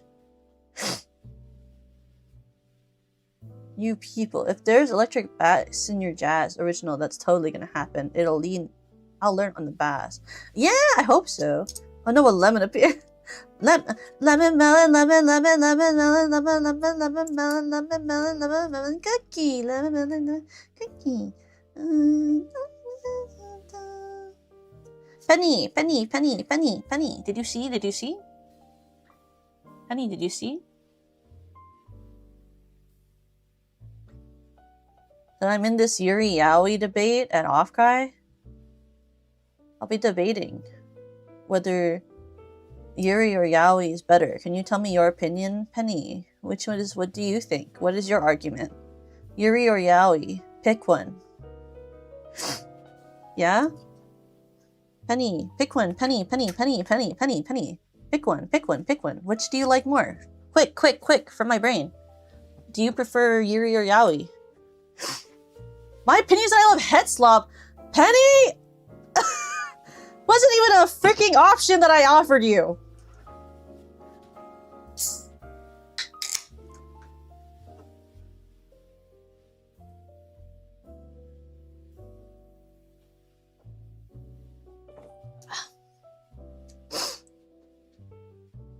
What's the cabaret style of singing that's very common in the 1930s noir-themed movies? I don't know. I never watched those.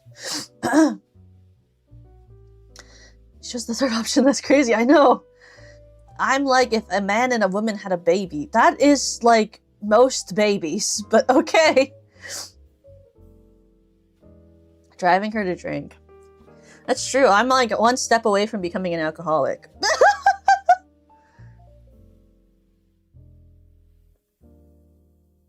I'm so alcoholic adjacent, it's so crazy. You know?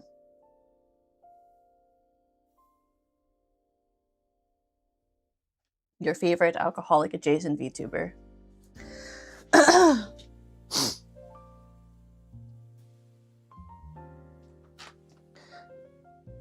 Mr. Scrumple, bad influencer.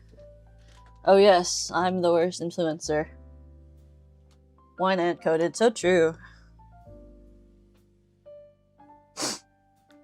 I'm on the stepping coast. The stepping coast. What's it called? Okay. My alcoholic wine ant VTuber can't be this cute. I wouldn't say that I'm cute. I need another box. I think that's what I need. I need another box, I think. Okay. One more box. I think if I get a medium-sized box, I can fill up on the stuff from this side container. Is there even a medium-sized box left? Or do they only have these gigantic ones? We'll have to see. Come on. Jeez Louise. Why? Ugh. Come on. Yeah. There we go. I think this is a good size. Ooh, these don't have handles. That's so sick. It's fine. We'll carry them anyway. It doesn't matter. We don't need handles. Who needs handles? Not me. I'm really strong. I can just carry everything. Okay, where's my tape? Okay.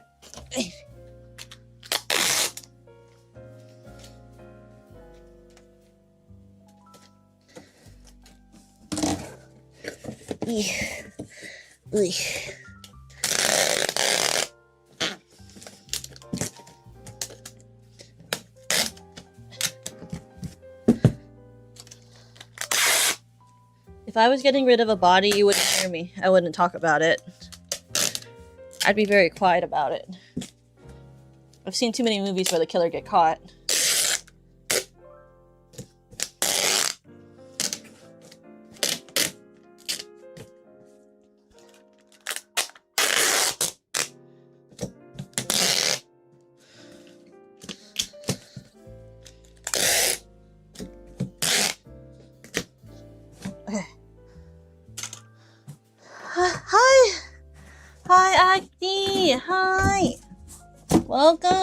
Welcome, Raiders! How was your stream? What were you guys doing? Amanda, hi! How was your stream? Welcome in, Raiders! Hi! I'm Acti with love. Acti has ran and run to his bathroom, grab food, and says hi. Well, thank you, Acti! I hope you guys had a fun time with Acti today. Let me know what you guys were doing. My name, if you don't know me, is Tolkakun from Celibris Productions' first generation Infinium. Crystal Diamond VTuber her loves yapping and fanfiction and Yuri. Today I'm just packing, so that's why my model isn't on the screen. But you can see this 3D model of me looking around, and you can hear my less than perfect mic quality because I'm wearing a lav mic. So that I can move around while I pack. But I hope you guys had a great time with Acti. She played that zoo game where you make the animal noise yourself. Oh, I love that game. I've seen many people play it. It seems very, very fun. I've seen a lot of people play it and it looks like it's really, really fun.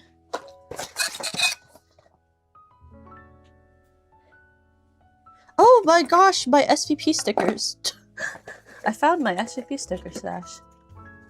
Any goofy noises? Yeah! It's like, I see lots of ones where like,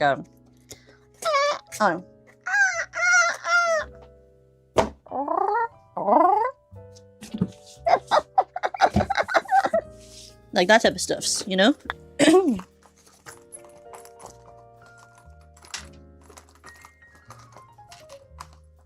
Oh my gosh, I found my container for my keychains on my mic stand. Ooh. Yeah. Let me slowly take apart my packing stuff of my keychains for my mic. I keep a bunch of stuff. I don't think you really, I mean, you can. I don't think it like hurts it at all, but I keep a lot of keychains on my mic stand. I have like an Esper keychain plush thing. I have my Banana plush. I have my Kawuligan Omanju. And I have some what do you call them? Oh my goodness, from Japan. The ones that they're like fortune. Oh gee, I can't believe I'm forgetting what they're called. I have those on my mic stand.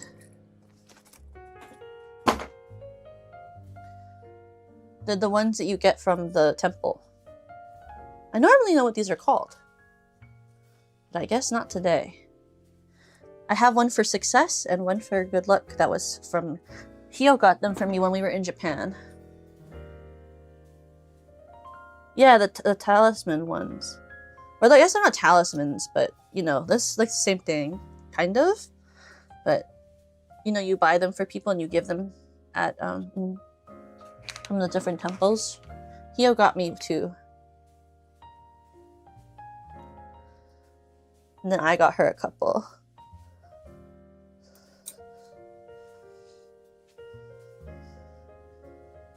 I miss the trip I went on with her. I wish I could go again, but it's too expensive. It's too expensive out there. Wait, you can hear my Omanju plush if I hit it.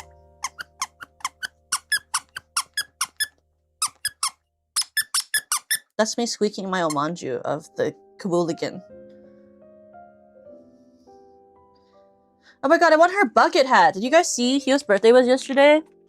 And she's selling a bucket hat with Kawa Entertainment in the future. It's not out yet, but I really want one. I'm going to get one. I'm going to get one! And it'll be mine. It looks so cute. It's like reversible too.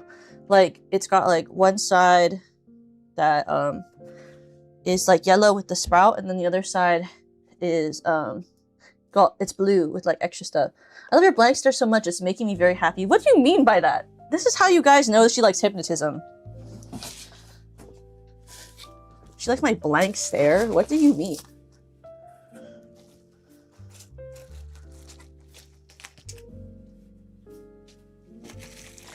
What? What do you mean, Yui? Why else would you say that? I just got here. Why am I catching strays? Because I can say stuff. Because I'm not afraid to say something crazy.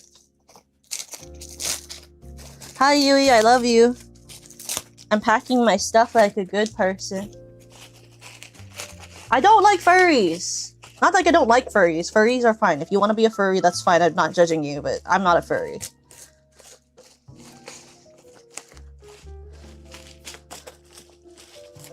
Just because someone can respect Kovu doesn't mean that they're a furry. She's a furry, she told me. I did not tell you! What the heck is this? What is this slander out here in this very night?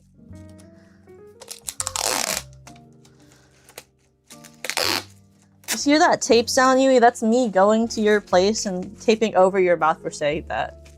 Yeah, how do you like it, huh? What the heck? You drew hypnotism art on stream!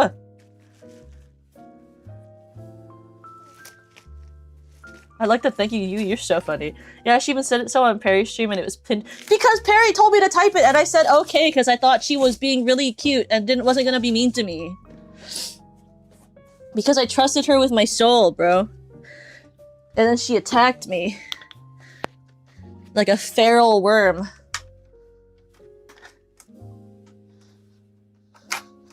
She came after me with her "you're a furry" pinned message that I didn't expect. Came out of nowhere, like left field kind of vibe.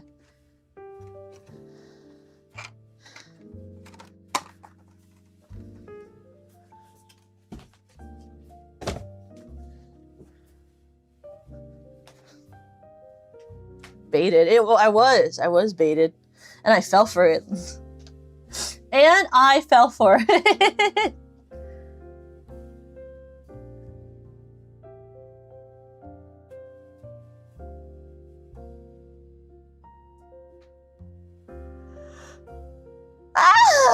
Oh my gosh. I always said gosh and goodness and then said gush instead. Oh my gosh. Oh my gosh. F.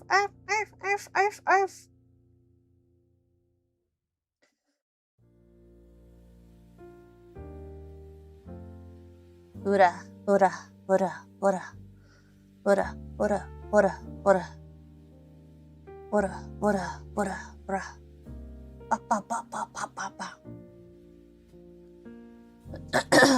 How you were destined to be a furry? What do you mean destined now? Destined? I wouldn't say that. No. I feel like in the last couple of streams I have clearly showcased why, no matter what, I'm obviously not a furry. Because I know what the actual definition of a furry is. Hey, Toa, Toa! Oh my god, can I read English? Hey, Toka, asking for a friend. She's Canadian. You probably don't know her. Okay. I don't know a lot of Canadians, so. Would you ever do a hypnosis AMR? Oh my god, can I read English? Hey, Toka, asking for a friend. She's Canadian. You probably don't know her. Would you ever do a hypnosis ASMR that hypnotizes strawberry sea bunnies only? Thanks, for a friend. I mean, I could try doing a hypnotism ASMR stream. I'm not against it. I would do it. You know what they say? You've YouTubed long enough to be a furry. I would not be a furry, but I wouldn't mind being like a kimono mimi. I wouldn't mind like being like a cat girl or a wolf girl or something, but I already have like kimono mimi ears, so it's not like it'd be a huge shift. I already have those type of ears. Like, I think kimono mimi is really cute, you know? That's not furry light. Okay, so when you guys like a cat girl in the anime that you watch, do you call yourself a furry? Asking for a friend. You know, I'm just asking for a friend. If you watch like a magical girl anime and one of them has cat ears, would you call yourself a furry? When you look at Usachi Yui, do you feel like you're a furry because she has sea bunny strawberry antennae?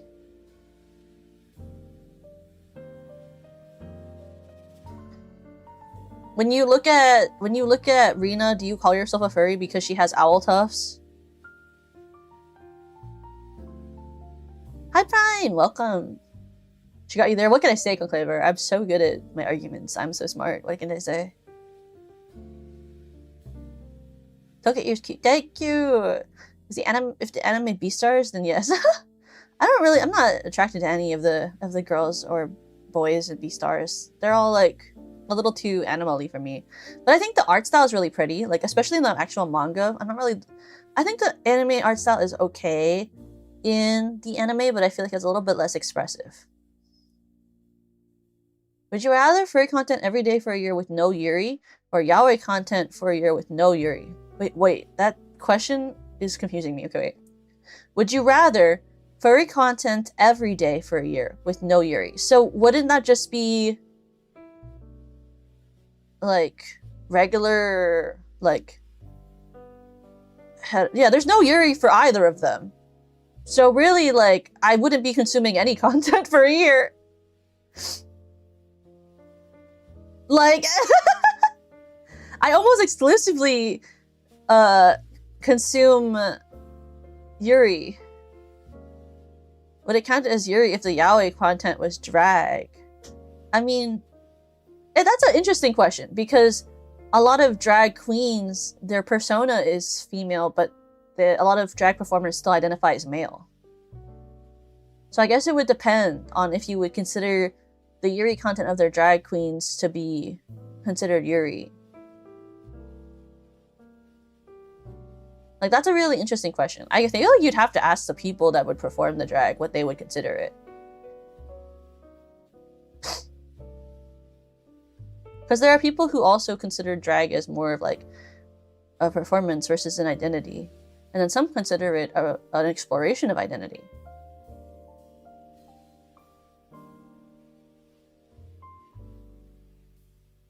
No yuri, no happy. This is true. I like literally only really consume yuri. So none of those options seem good for me. Read a manga asking that question? That's interesting. I mean, honestly. I watched a presentation recently about the importance of drag content and education for younger audiences as a way of teaching children about gender identity versus expression, which was really, really interesting. And I really, really liked it.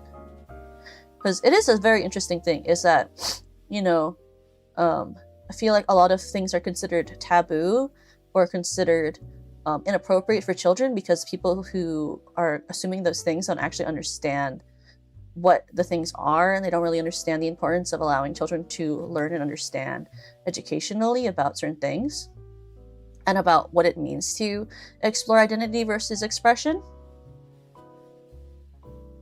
And it made me think about a lot of things when I saw that presentation recently. I went to like a talk.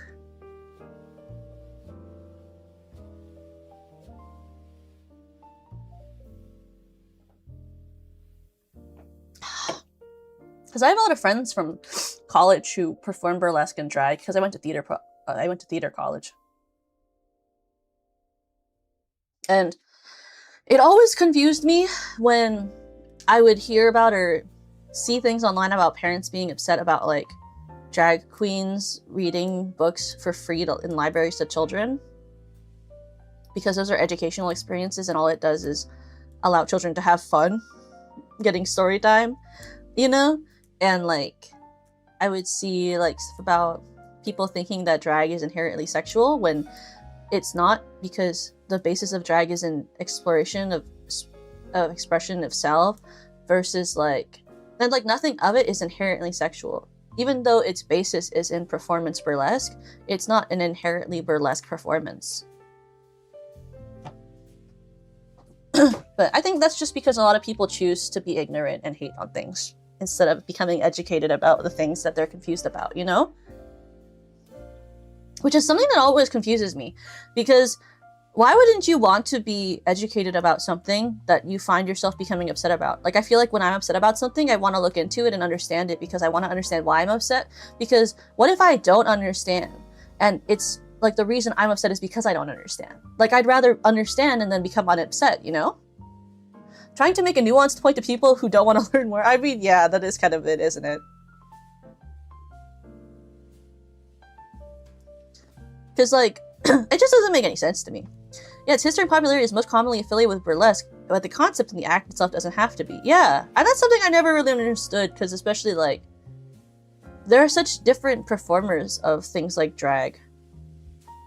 And I think it's really a disservice to young children to not allow them to understand the difference between exploration of identity versus sexuality and gender, because they're all different things. And I think that when children don't understand is when they can end up having hard times expressing themselves as they grow up and having a hard time understanding themselves, which can lead to a lot of different mental health issues.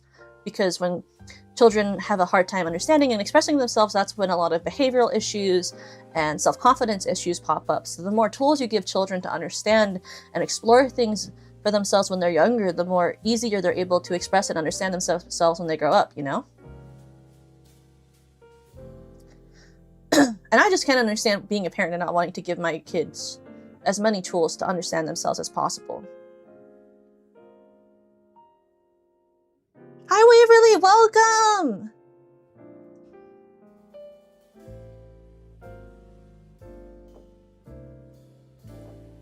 Welcome in.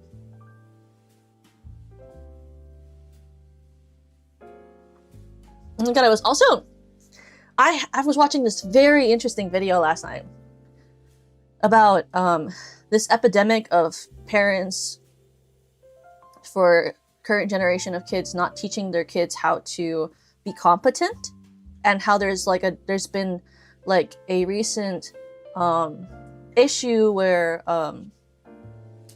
like a lot of students, a lot of teachers in schools are noticing a decline of student competency for understanding basic skills such as brushing their teeth, tying their shoes, like being able to do things like ride a bike. There's a drop in competency, and the student and the children wanting to actively learn to learn skills they don't know.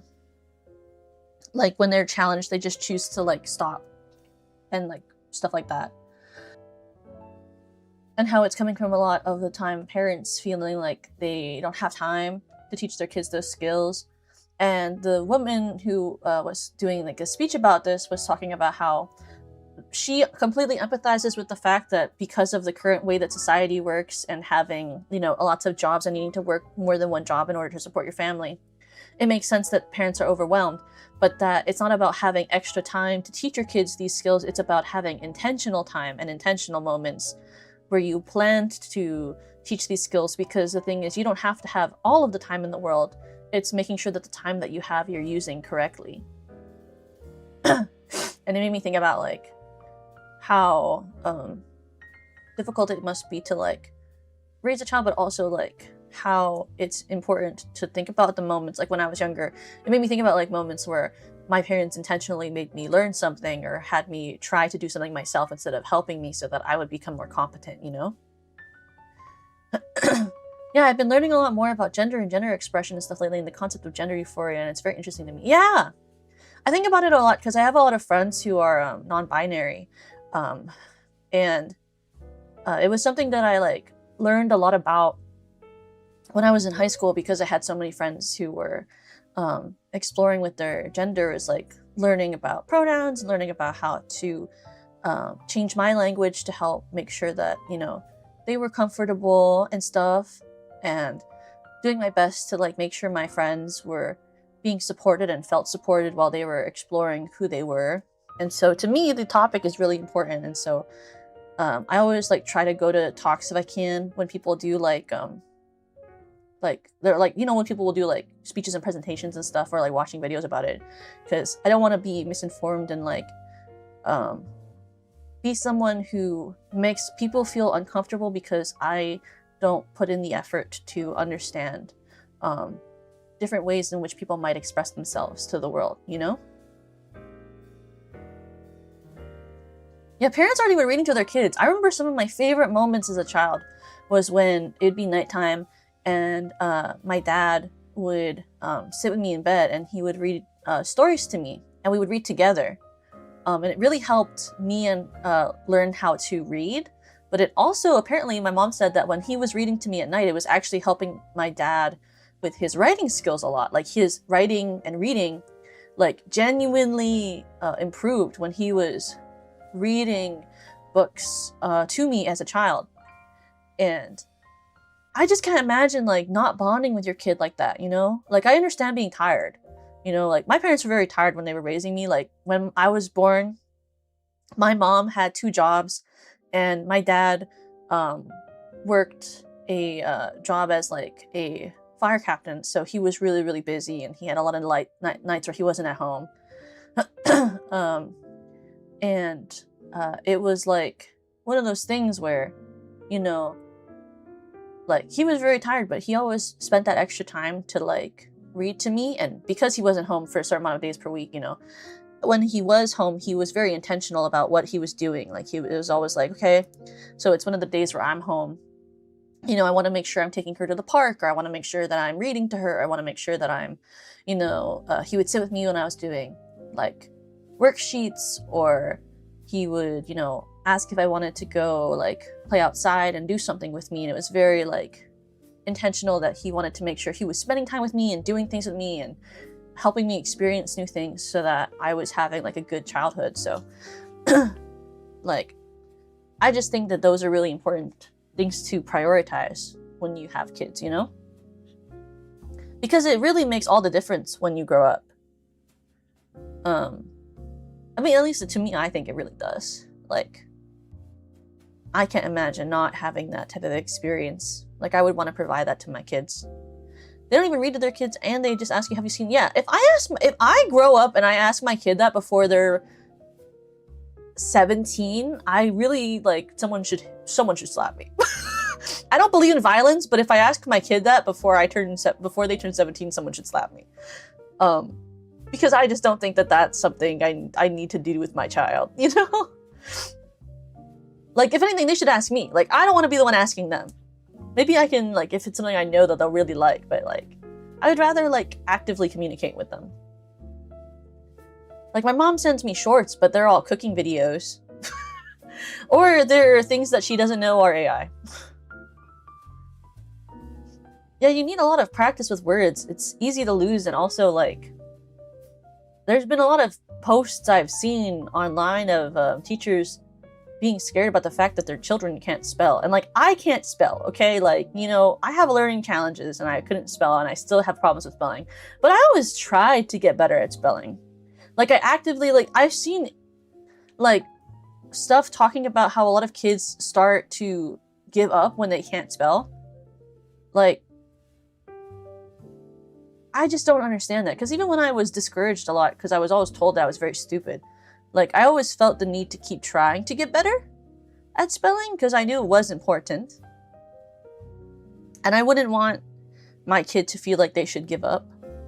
Because, you know, life's kind of hard, so if you don't have the capacity to keep trying when things get difficult, it's really hard to succeed in life. I wouldn't want to make them not feel like they were being set up for success. Because otherwise, if you're not trying to set your kids up for success, it just feels kind of like, what do you call it? It just feels very, like, it feels kind of selfish, if that makes sense. Not to judge parents, like, if they have a child, you know, not everyone has the case to, you know, choose in a lot of situations. But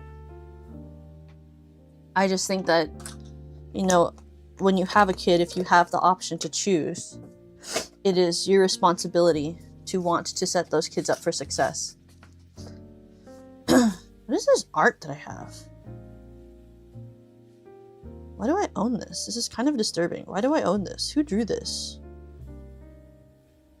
I'm not a fan of it. I think I'll just throw it away. What is that sound? Ugh.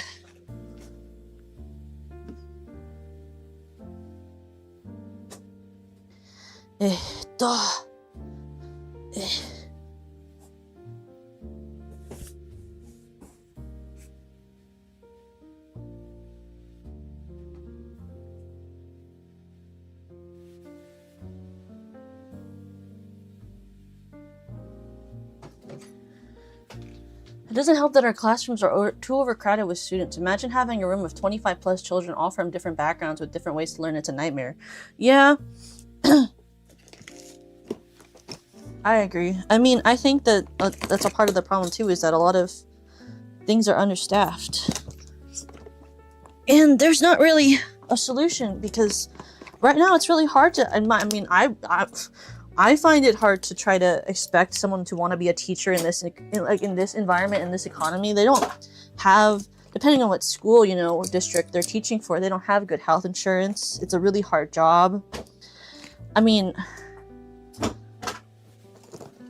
I have a lot of friends who are in education as their profession, and it's not easy, you know? Like, I couldn't imagine trying to demand someone to be wanting to keep a position like that when they could be working something else that doesn't make them feel bad, you know? Okay, do I want to keep this? This organizer is really dirty. Ooh! My sewing needles are in here. Ooh, and all of my my essential oils. Well, not all of them, but some of my old essential oils. Okay, we're definitely throwing away this organizer because this is disgusting. But we're gonna keep this. And we're gonna keep my essential oils because they make my room smell good when I put it in my thing. And we'll keep these vape showers because I'm sure I'll get sick. I think honestly I'm gonna get rid of this organizer. This really old ass fucking organizer that I've had next to my desk for a really long time because it's very old and decrepit. And many parents think their teachers are just babysitters who can be told what to teach children. I know! I've seen a lot of videos about that. Can you hear this really loudly when I do that? This is my, like, stim tube. Is it, like, really annoying when I do that?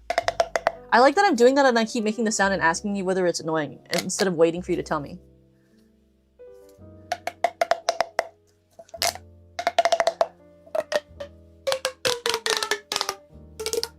It is! Well, I mean, it's technically a stim tube, but I bought it for ASMR.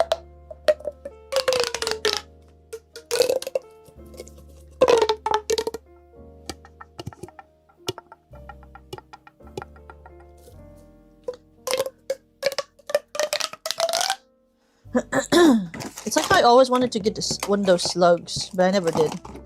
Oh my god, I have this massage oil, which is this body massage oil that I bought for when I was in theater school. So there was like this assignment where we were trying to be where we were supposed to be oh my god, money. Oh my god, a lot of money.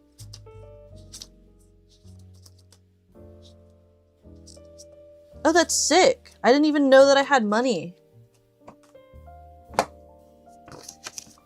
It's because I just found one of my old, I keep all of my birthday cards and stuff. I didn't know I had extra money. Oh, more money! I didn't... No, I found like a $100 bill. Oh my god. I didn't know I had my money in these cards. I thought normally when I get money from a Christmas gift card, I put it in like this area that I have that has my old Christmas card money. But I guess I just threw these cards in here with the money still in them and I didn't organize them at all. That's sick. One pub joint and go to Target. Nah, I'll just save it. I try to save all of the money that I have and put it aside for when I want to get normally it's for when I want to get a streaming item that's very expensive. So an example is like when I got my ReboCap trackers, I used money that I had saved from old birthday gifts money, and then when I got that and my Stretch Sense gloves, because the Stretch Sense gloves were kind of expensive, so I used money that I had been saving so that I could buy it. Because I try not to use money from my like I have money that is from like work and stuff, you know, I use those for like covers and mixes. But when it comes to like expensive streaming equipment, I feel kind of bad because they're not like a necessity or anything, and I just want them. So I try to use money that I've saved from different like birthday events and stuff from my IRL, you know? As a token, in case no one has told you this, thank you for existing. Oh, thank you. I'm glad you have a healthy relationship with your mom. Oh, thanks. That's very kind of you. I'm very happy I have a good relationship with my mom, too. We had a really good relationship until I was in high school when I was growing up. And then, of course, well, high school, I mean, like, middle school. But then for a couple of years, it wasn't that great. But then I grew up more, and we were able to concede. So with my dad. I think that happens to a lot of kids, though. Nothing on their part, just different viewpoints of life until I grew up, you know? Viewpoints of life? Viewpoints of life. Is that the way to put it? Like, different ways of looking at things. But the thing about that is, like, I just personally think, you know, sometimes people are going to have different opinions for a while, and that's okay. And that is okay. We don't always have to agree with each other all the time. It's a lot to expect of people.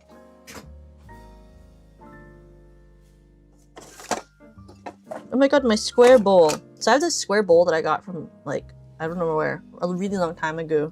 And I used to eat my cereal out of it exclusively. But I guess I had it in here this whole time. Oh, ew, that's so sticky. Oh, God. What is that? Ew. Why is it sticky?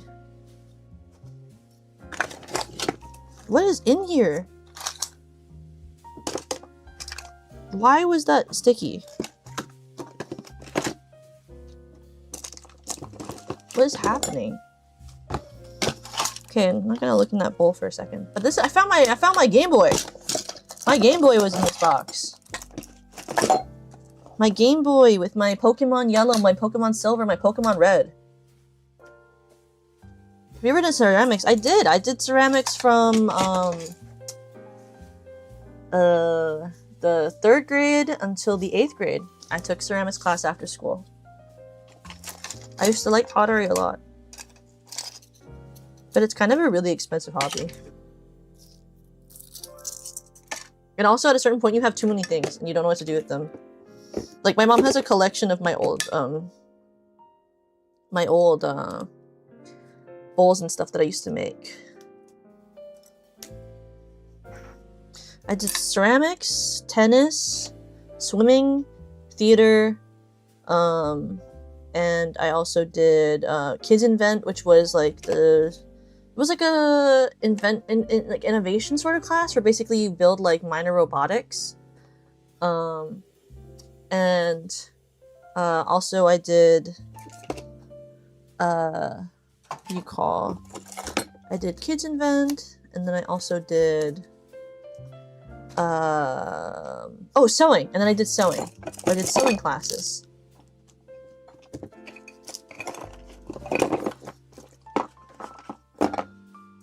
Because I really did enjoy doing tennis and stuff, but I wasn't a huge sports person.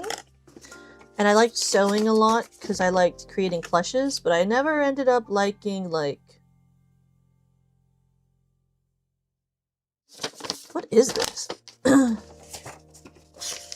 Where's this music with chords?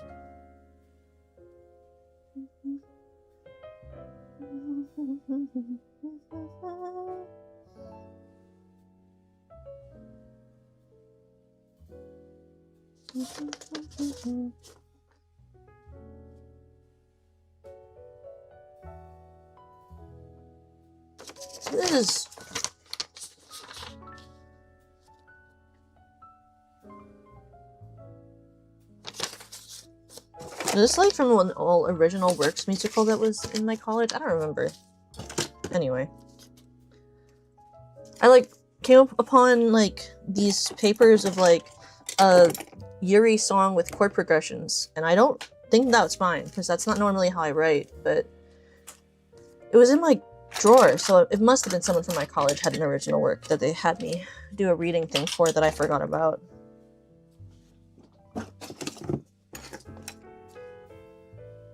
My school had a lot of very queer musical writing stuff. I think it might have been 2005 or something. Windows 7 was becoming the new OS in the school. I was being taught how to use Microsoft Excel and other things. Oh my god. Microsoft 7. I don't even know that one. I know it existed. People talk about it, but I don't remember it. Oh, is this what's sticky? No, that's just tape.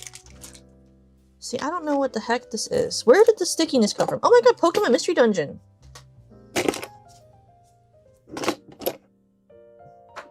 Okay, so definitely the rest of this is just trash. Ooh, an Allen key though. I should keep an Allen key. Because it was so bad when, when I was trying to help my roommate move her bed out. I was helping her unscrew the, her bed stuff. And we could not find a good-sized Allen key. And so I had to, like, we ended up finding one Allen key that worked. But we only had the one, and so it took forever to unscrew her stuff because her bed and her cupboard, I was about to call it a cupboard, her dresser, all had the same Allen key size. Okay, where's the back?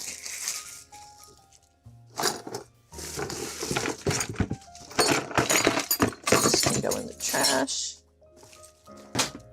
This. Don't make me feel older than I already am. It's so funny. That's me at myself when I'm moving around and my ankle hurts and I feel like my back hurts and I'm really old. I'm like, oh my goodness. Oh, so cute. See, it's like, do I really need this? But I like it. It's like, so one of my friends in college gave me this, she got her first checkbook and she wrote me a check. And it's literally for $0.01. And it was a joke because she said, because I'm not wise enough to give you 2 cents. And she just gave me the 1 cent check. So cute. She was such a sweet person.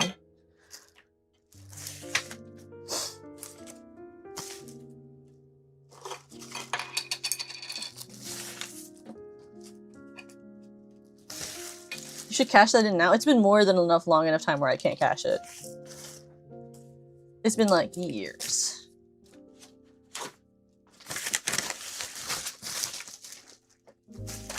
I think that's from when I was a sophomore in college. Which was not that long ago, but also not close to now. It's not that close to now. But also it's not too far away. Bro, sorry, I just saw something really funny. From Senbei, but I can't say what it is. But you'll find out at Offguy. But you will find out at Offguy. So I guess you should go to Offguy and then go to the SVP booth. Just gonna say it. Just gonna say it.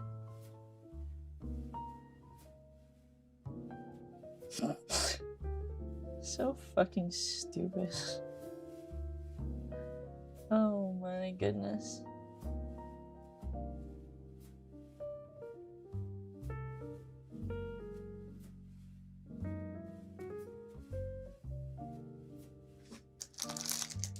Okay, wait. I need to send something to Senbei though.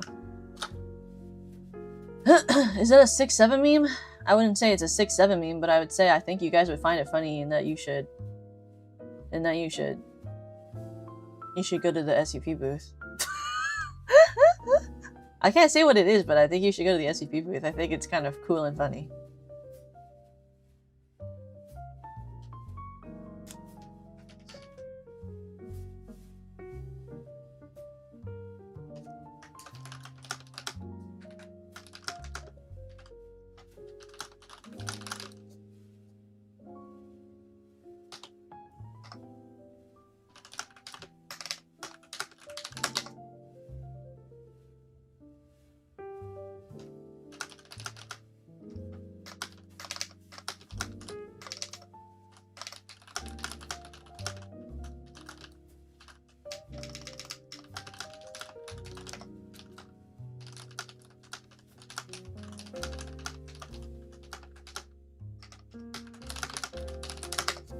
Bro, having this mic on as a clip-on is such a trip because especially when I have to like type things that I'm not supposed to say out loud and I normally talk when I type, is like such a battle because when I have like the mic in front of my face, I have like a very constant reminder that I'm mic'd unless I mute. But when the mic's on my chest, I keep forgetting and then have to have like a constant thought in my head to like not speak out loud when I'm just typing something that I shouldn't say out loud.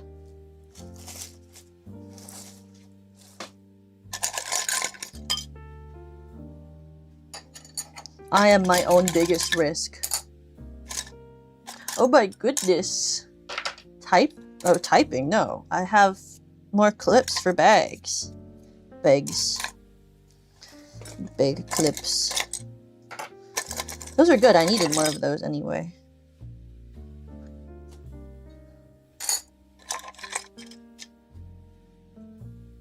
I wanna be like other girls, jump in the leaves like other girls do, just to be free like other girls get to be.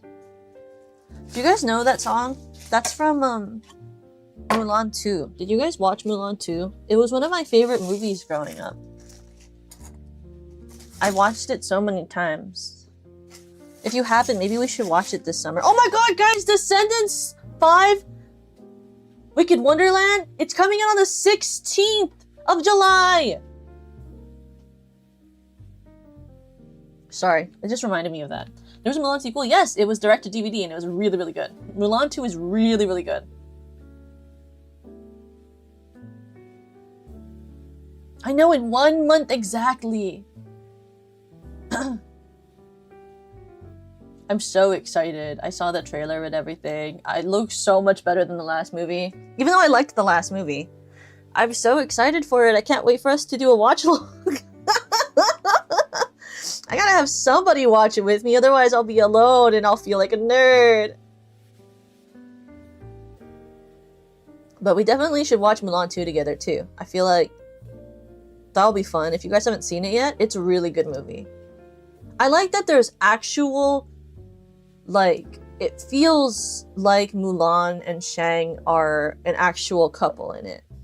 In the way that it feels like it feels less like a fake Disney relationship, you know? Because some relationships they write for Disney kind of just feel like we had to pair a boy and a girl together and they have to be dating because this is how princesses work. And you're like, okay.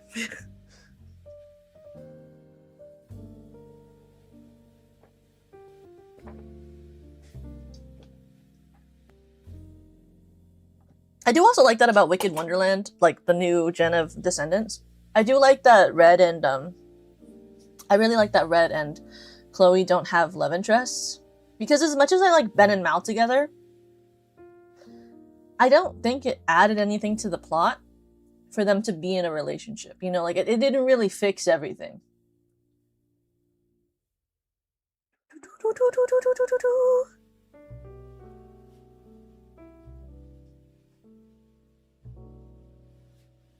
Anytime I think of Mulan, I think of that meme where Shang, I think of that meme where Shang is exiting the tent with the caption saying, "I can't believe the guy I was in love with was a girl." Oh my god, yeah.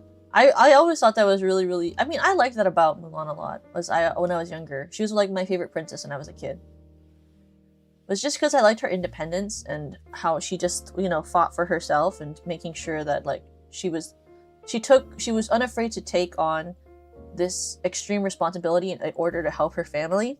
And I always thought that was really inspiring as a kid.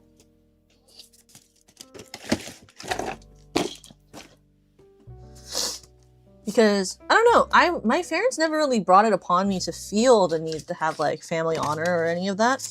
But I always felt it internally. Like an extreme need to be a good child who did right by her parents and who was able to showcase that the effort and time that they put into raising me was worth it. Don't know how it was instilled in me, because my parents didn't do that. They never really cared. And they never expected anything back from me. But I just like always held that very deeply in my soul, was that I wanted to be a respectable child who showcased to the world that my parents were good and that I was worth the investment my parents put into me. And when I would get stressed growing up about it, my parents would always remind me that they didn't expect anything from me. But I always felt it very strongly.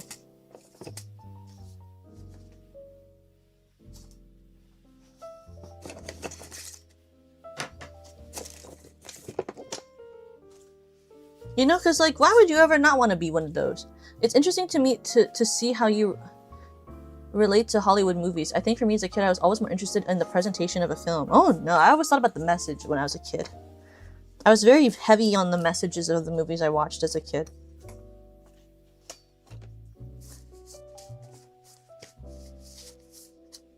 What is this paper? I keep finding like papers. What is this one?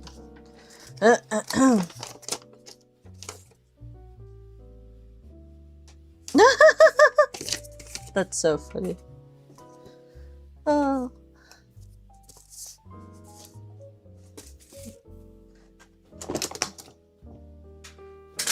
Okay. Young me was very hopeful. I mean, I'm still hopeful. I'm a very hopeful person.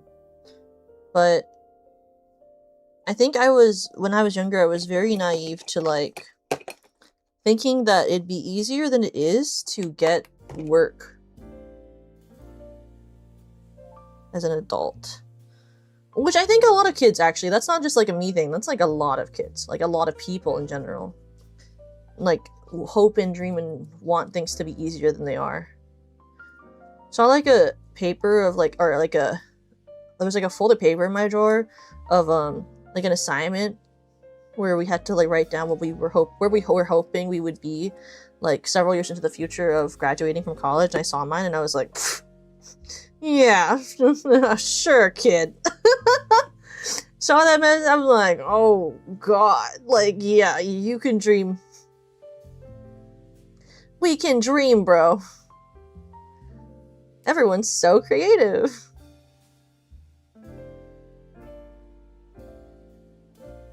Because mine was about, my thing that I just saw was like me hoping that by like a certain age I would be working at this theater I really wanted to work at. Yeah, right, young Toka. You're actually a VTuber, so actually you became a VTuber?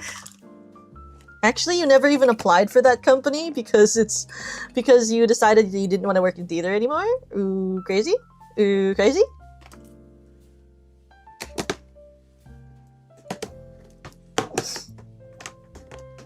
What did they mean by that? I mean, that's actually true. When I was a kid, I was literally watching shows thinking to myself, like, I wonder what this means and, like, how do I relate to this plotline? Like, when I used to watch Girl Meets World, I thought about it all the time. Like, if you guys watch Girl Meets World, which I don't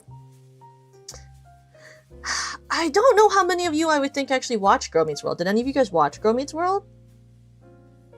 Sometimes when I say something, I, like, think about who watches me, and I know that the majority of the population of people who watch me are male, and I don't know how many people would have watched Girl Meets World. I watched Boy Meets World. Boy Meets World was ultimately probably 20,000 times better than Girl Meets World, and I'm not even trying to clown on Girl Meets World. I'm just saying it was not a Disney show. Boy Meets World was not Disney, and Girl Meets World was Disney. Not to say that Disney is bad, but LOL. They don't have the best writers in the world. But Girl Meets World had let's give it credit, for a Disney show, it did cover a lot of things that, you know, it covered a lot of things that I don't think Disney would have normally covered in a TV show of the time period. So like it covered, like, there was an episode called like Girl Meets Religion, where she talked about like Christianity. There was a episode called Girl Meets Riley Town, which is about bullying. And it was like a very childlike, you know, exploration of these things, but it was an actual, like, they actually delved into those topics, right? Which was like unheard of for Disney at the time. So I was always a big fan of that, but like I used to like sit and watch those shows and think to myself, so like, what is my viewpoint on this? Like, because I always wanted to, like, I was very big on self-reflection when I was growing up. I liked thinking. One of my favorite activities used to be thinking. Like, I would sit in a corner and I would ruminate. Which probably says a lot about my mental health. I loved doing that as a child, sitting in a corner and ruminating. There's nothing more beautiful about life than sitting in a corner and thinking a lot, you know? You ever tried it? It's very fun. Kind of, sort of, maybe.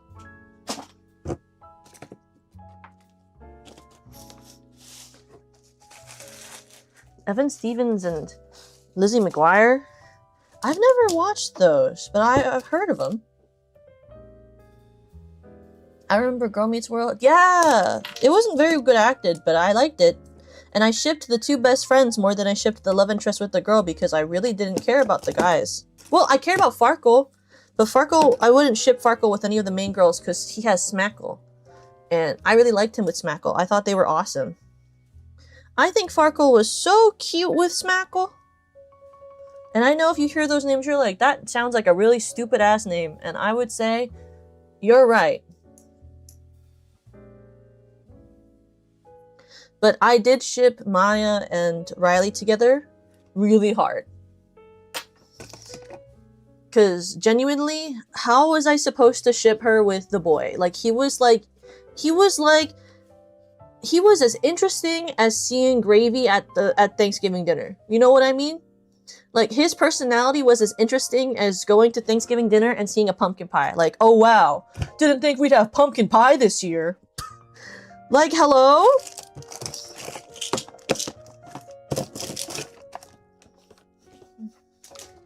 Phil the Future was another series. Oh, I never saw that one either. Like, it was literally so crazy to me how they expected you to, like, give a shit.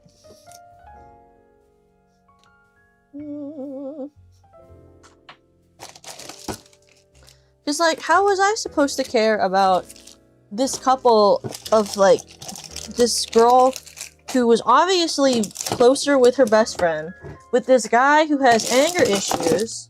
He was like such a traditional, no offense to men as a whole. I want to start my proclamation off with no offense to men as a whole. I know that doesn't clear me of any wrongs of what I'll say right now, but I want to start this off with, I'm sorry to men as a whole if I make a judgmental statement, but I just want to say that this character was so fucking annoying because he was so vanilla male, like, white boy from Texas with rage issues, and I'm supposed to find him interesting. Like, what was supposed to be interesting about him? Because they didn't even, like, delve into his rage issues. Like, I don't care if he has rage issues. That's really interesting if they had taken it as one of those things where it's like, we're gonna take this trope that's normally just played off as a joke, and instead what we're gonna do is we're gonna really delve into it, you know? We're gonna explore why a young child might have issues with rage and why, you know, it's important to talk to people and be able to move on from these sorts of things, you know? But instead, they talk about it for like one episode, and it just becomes a part of his character where when Riley gets bullied or when bad things happen to her, he gets raged, and when he goes into his rage, he's strong. This male is strong. I'm like, he's boring! He's boring! He's so fucking boring! How can I ship him with her when he's fucking boring? Make him interesting! Oh my god. If you want me to ship him with someone, make him fucking interesting, bro. It is not interesting to be a white male from Texas with rage. That's like half of the characters in television. This is my personal thought. It's just, I feel like that's a really normal trope and that doesn't make him interesting.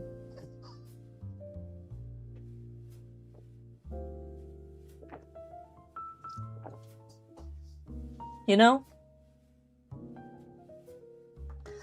And like, and the issue is like, I shipped her with her best friend, because her best friend, right, was very unique for a Disney Channel character, okay? Maya comes from a broken family with a single mother. She, like, doesn't really meet her dad until, like, the second season. She, like, lives with a poor family on a poor side of town. She's directly countering the experience of her best friend, who's the main character, who has a very emotionally supportive and full family on the more nicer side of town. And like, their whole thing is that they balance each other out, and like, Maya is very like cynical and sarcastic. Riley's hopeful and naive. And like, they're always together. They like always are holding hands and like cuddling. And like, when one of them has an issue, the other one tries to solve it, and they like really like balance out each other personality wise. And so how am I supposed to ship Riley with the fucking guy when he's like the most, and then there's a love triangle because Maya also likes him for some reason. Why do they both like him? What's so interesting about him? He's just a dude. They're gonna go to college and find like 25,000 guys just like him, if not cooler. They don't need to have a love triangle where they almost break off their friendship for this one guy. Nothing's cool about him. he's just, I guess, mildly attractive for a guy? I don't really understand. Like, he's not even that cool looking. It's so funny because I never knew he had anger issues throughout the whole show until years later. I know, right? Because when they introduce him, that's supposed to be his big thing. It's like his big dramatic reveal. Is that the reason that he's here is because he was kicked out of his old school because he had anger issues and punched a kid. Dramatic! Oh my god, that's crazy drama. I never got it. I was like, what's so cool about that? I'm so happy for her that she can date a guy who punched another guy. Never heard of that. That's like so new and creative.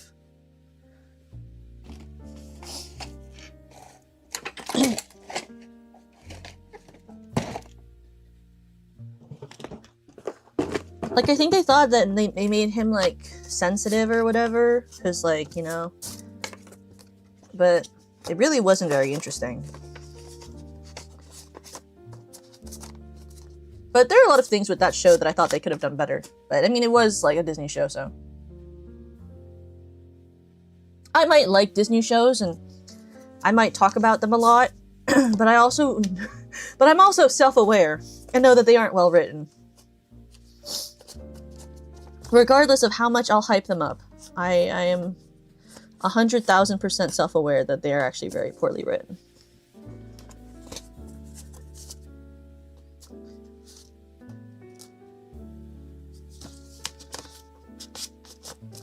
I wish that they were better written, but I don't control the world. Oh my god, we're almost done with this final fucking drawer. Please, I'm so tired of packing things. I don't want to pack things anymore. Oh my god, it's my cosplay sword. Can you hear this if I do this? Wait. Let me see if you can hear this. Did you hear that?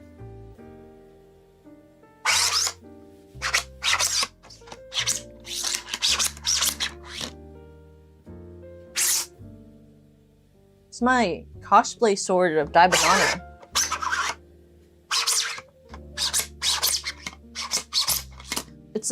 It's this blade I bought off of Etsy, like a 3D printed one that like unsheaths itself.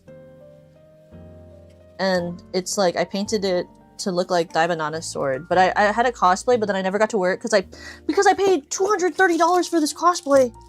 And then they shipped it to me and it was the wrong size, even though I literally measured my whole body proportions. And then sent it to these people. And then they didn't, and then they didn't even, and then it wasn't even the right size. So that was super awesome.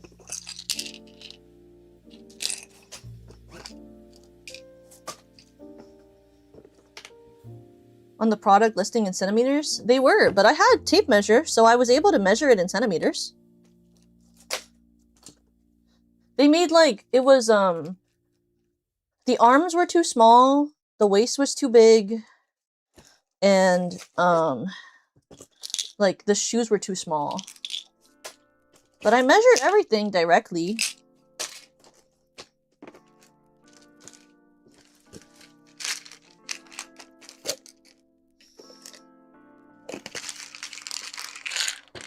I ordered it off of eBay, though. But it was supposed to be made, and it looked pretty good in the listing, and it had, like, they had, like, it had, what do you call, like, stuff about it. Yeah, they lie their ass out with the measurements. That's why I normally account for 2 centimeter error, maybe even 6, depending on the vendor. That's crazy. Wait, why did I throw my juggling ball in there? I might want to learn to juggle again. I have my juggling balls in here from college when I used to juggle.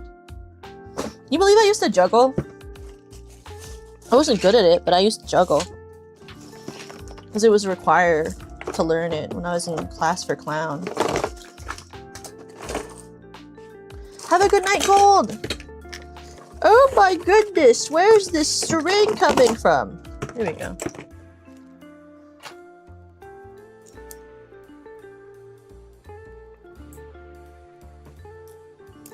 That's why I learned, that's how I learned to clown around, obvious. Learning to juggle. It would be cool to learn to juggle again. I wasn't great at it, but I liked doing it. It was very fun. It was kind of like yo-yo. Like, I used to like trying to learn to yo-yo when I was a kid because I thought yo-yoing was really cool. As you can tell, I was a super cool kid because I liked juggling, yo-yoing, and doing balloon animals.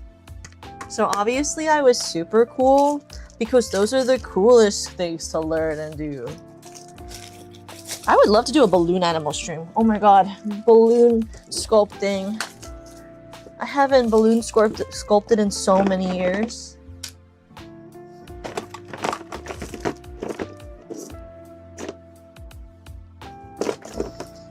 But balloon sculpting is so fun. I recommend it. If you guys want to learn a new skill, balloon sculpting is really cool.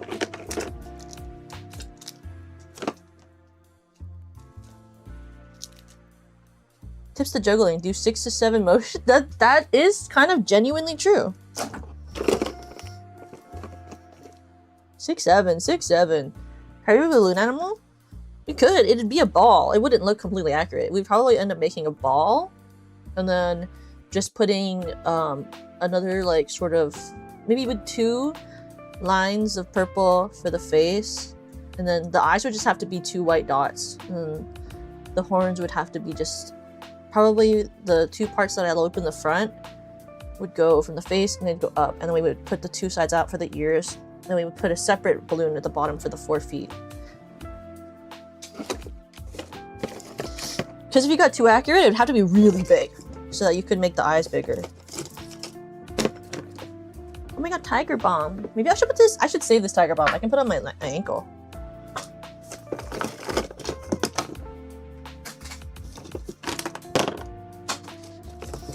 Oh my god, Polaroids! My Polaroids!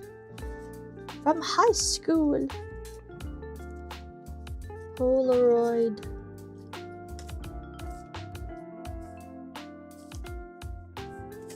Mi friendos.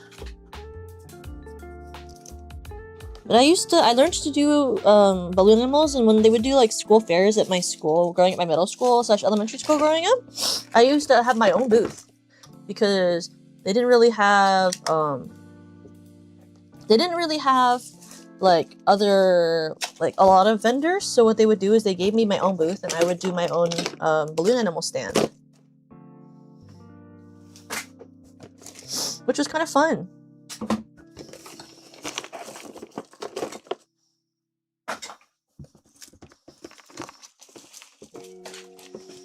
And I made like bees and swords and hats and giraffes, dogs, things like that. I also did it once at an Obon festival. I got invited to do it at because my friend was a reverend's daughter, and so I was invited to do it at the Obon Fest. So I used to go to a lot of Obon festivals growing up. Because as you guys know, like every summer there's the Obon festivals, so I used to go every summer with my friends and family. But I also vendored at it as when I was in middle school doing balloon animals.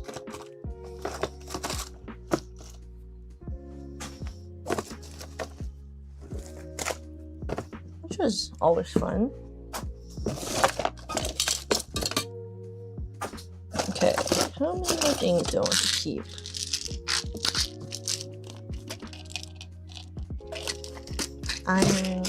Those are probably expired. Let's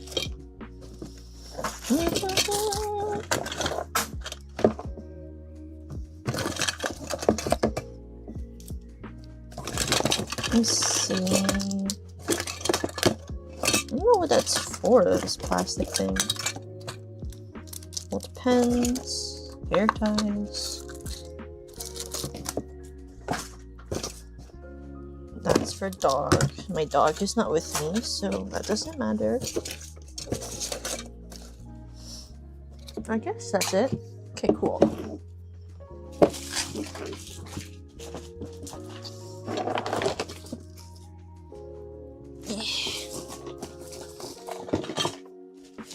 Put this stuff in this bag.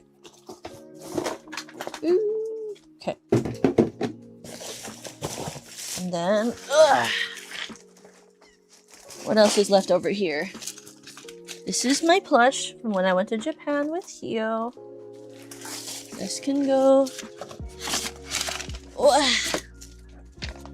This is important. This is trash. Where's this one again? I mean, I can just use this in general. Wow, my desk is so messy now, but it's okay. Because it was worth it to clean the rest of this room, you know? My desk can be messy. It's alright. You guys ever just hold on to things that you don't need anymore? I held on to this one thing. This box has this thing that you can punch a hole in a belt if you want to make your belt bigger or smaller. I just hold on to this fucking thing. Maybe I should get rid of the box and just put it in a bag.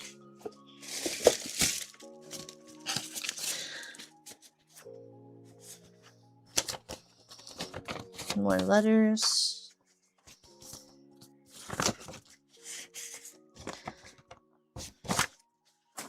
I really need to go through my letters and see what stuff has money in it.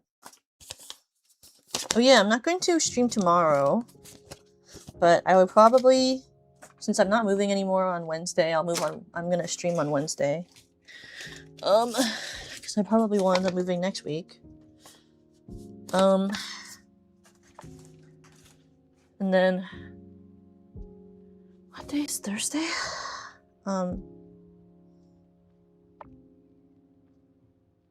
I probably will stream on Thursday too. And also on Friday. And also on Saturday. Because Saturday is, if you guys don't know, Saturday is Kaya's birthday. Heal Kaya. So I'll be on Kaya's channel for her birthday.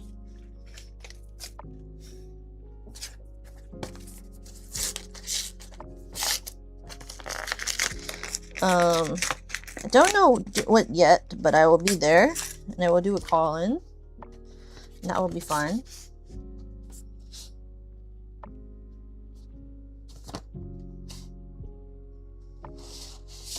Oh.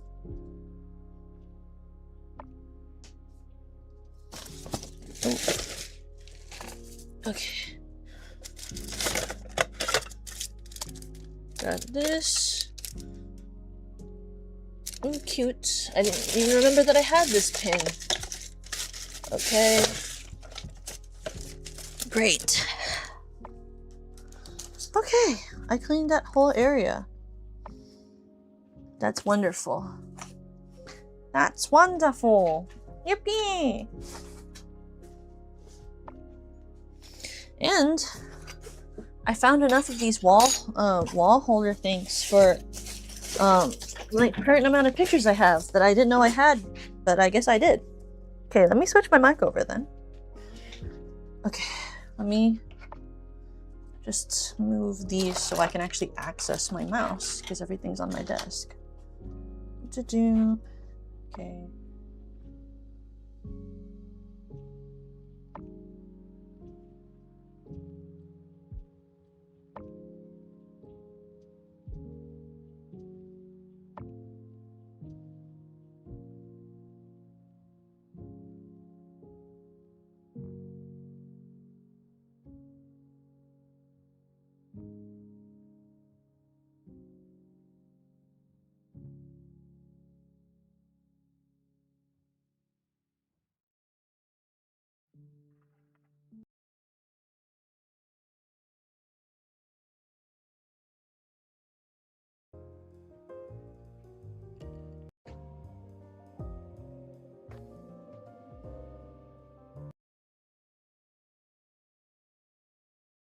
Okay.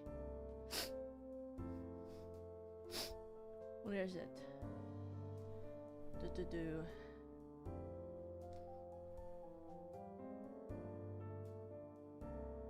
Oh, wrong one. Where is it? Where'd she go? Where did I put her?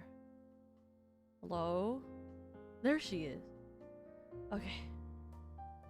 Oh my goodness. I can't believe that took that long. It's fine. We did what we needed to do. That's all that matters, right? Let me get closer. I can't believe we did it. That's crazy, bro. I didn't even honestly think we would get that far. But, I mean, you know, all that matters is that it happened. Ugh. Not finished yet, but I've made a good dent. That's all that matters. Okay, so let me go over all of the stuff again. But let me first set up the raid and then we'll talk about all of the stuff. Let me pull up the raid. Choose the raid place and then we'll talk about all the off-cry things. All of my off-cry things! Yippee yippee wahoo wahoo! Okay. Bum bum bum bum bum bum bum bum bum. Bum bum bum bum bum bum bum bum bum bum bum bum bum bum bum bum bum bum bum bum. Time is it? Maybe if she's still streaming, we can go to Awu. Let me see if she's near closing. I don't know if she is. She looks like she's still streaming. So we'll go to Woo Woo. But we are, what's it called? This off-kai, I will be in 3 things. There'll be the Yuri Yaoi debate. There'll be the Yuri Yaoi debate on Friday, the SCP Starlight Anthem on Friday, and the time that I reincarnated as a bug VTuber as well. I'll also be a part of the Nocturne Carnival, which is the day before Off-Kai on Thursday. So please keep your eye out for all 4 of those things, and if there's any more information that will be released for them, please keep your eye out for it. I will talk about it as more information is made available. I recommend SVP. Well, I mean, I always recommend SVP, but I think this year in particular, we've really got a lot of fun stuff packed for you guys compared to last year's Off-Kai. I think that you guys will really like it. Also, Off-Kai will be really fun because there's all, as you guys know, if you haven't been to a con that SVP has been to this year, there's the opportunity to get con-specific SVP merch because we do always have merch that is only at cons. This year, it is our key art standees as well as keychains that look like Instagram posts basically with our first year anniversary art, so you can hold them up and take pictures with us. But there'll be a lot of fun stuff coming up in July as well because, you know, July is summer and we do a lot of summer stuff as well for SVP, so please look forward to this July. I will try my best to stream since I'm not moving this week more, so that next week when I have to stream less because I'm moving, it won't be as bad. Look forward to June as well, or July as well, because you know, we've got a lot of fun things happening that don't have to do with Off-Kai as well. Oh, also, I mean, it was not released yet, and it won't be released till probably next week or late next week.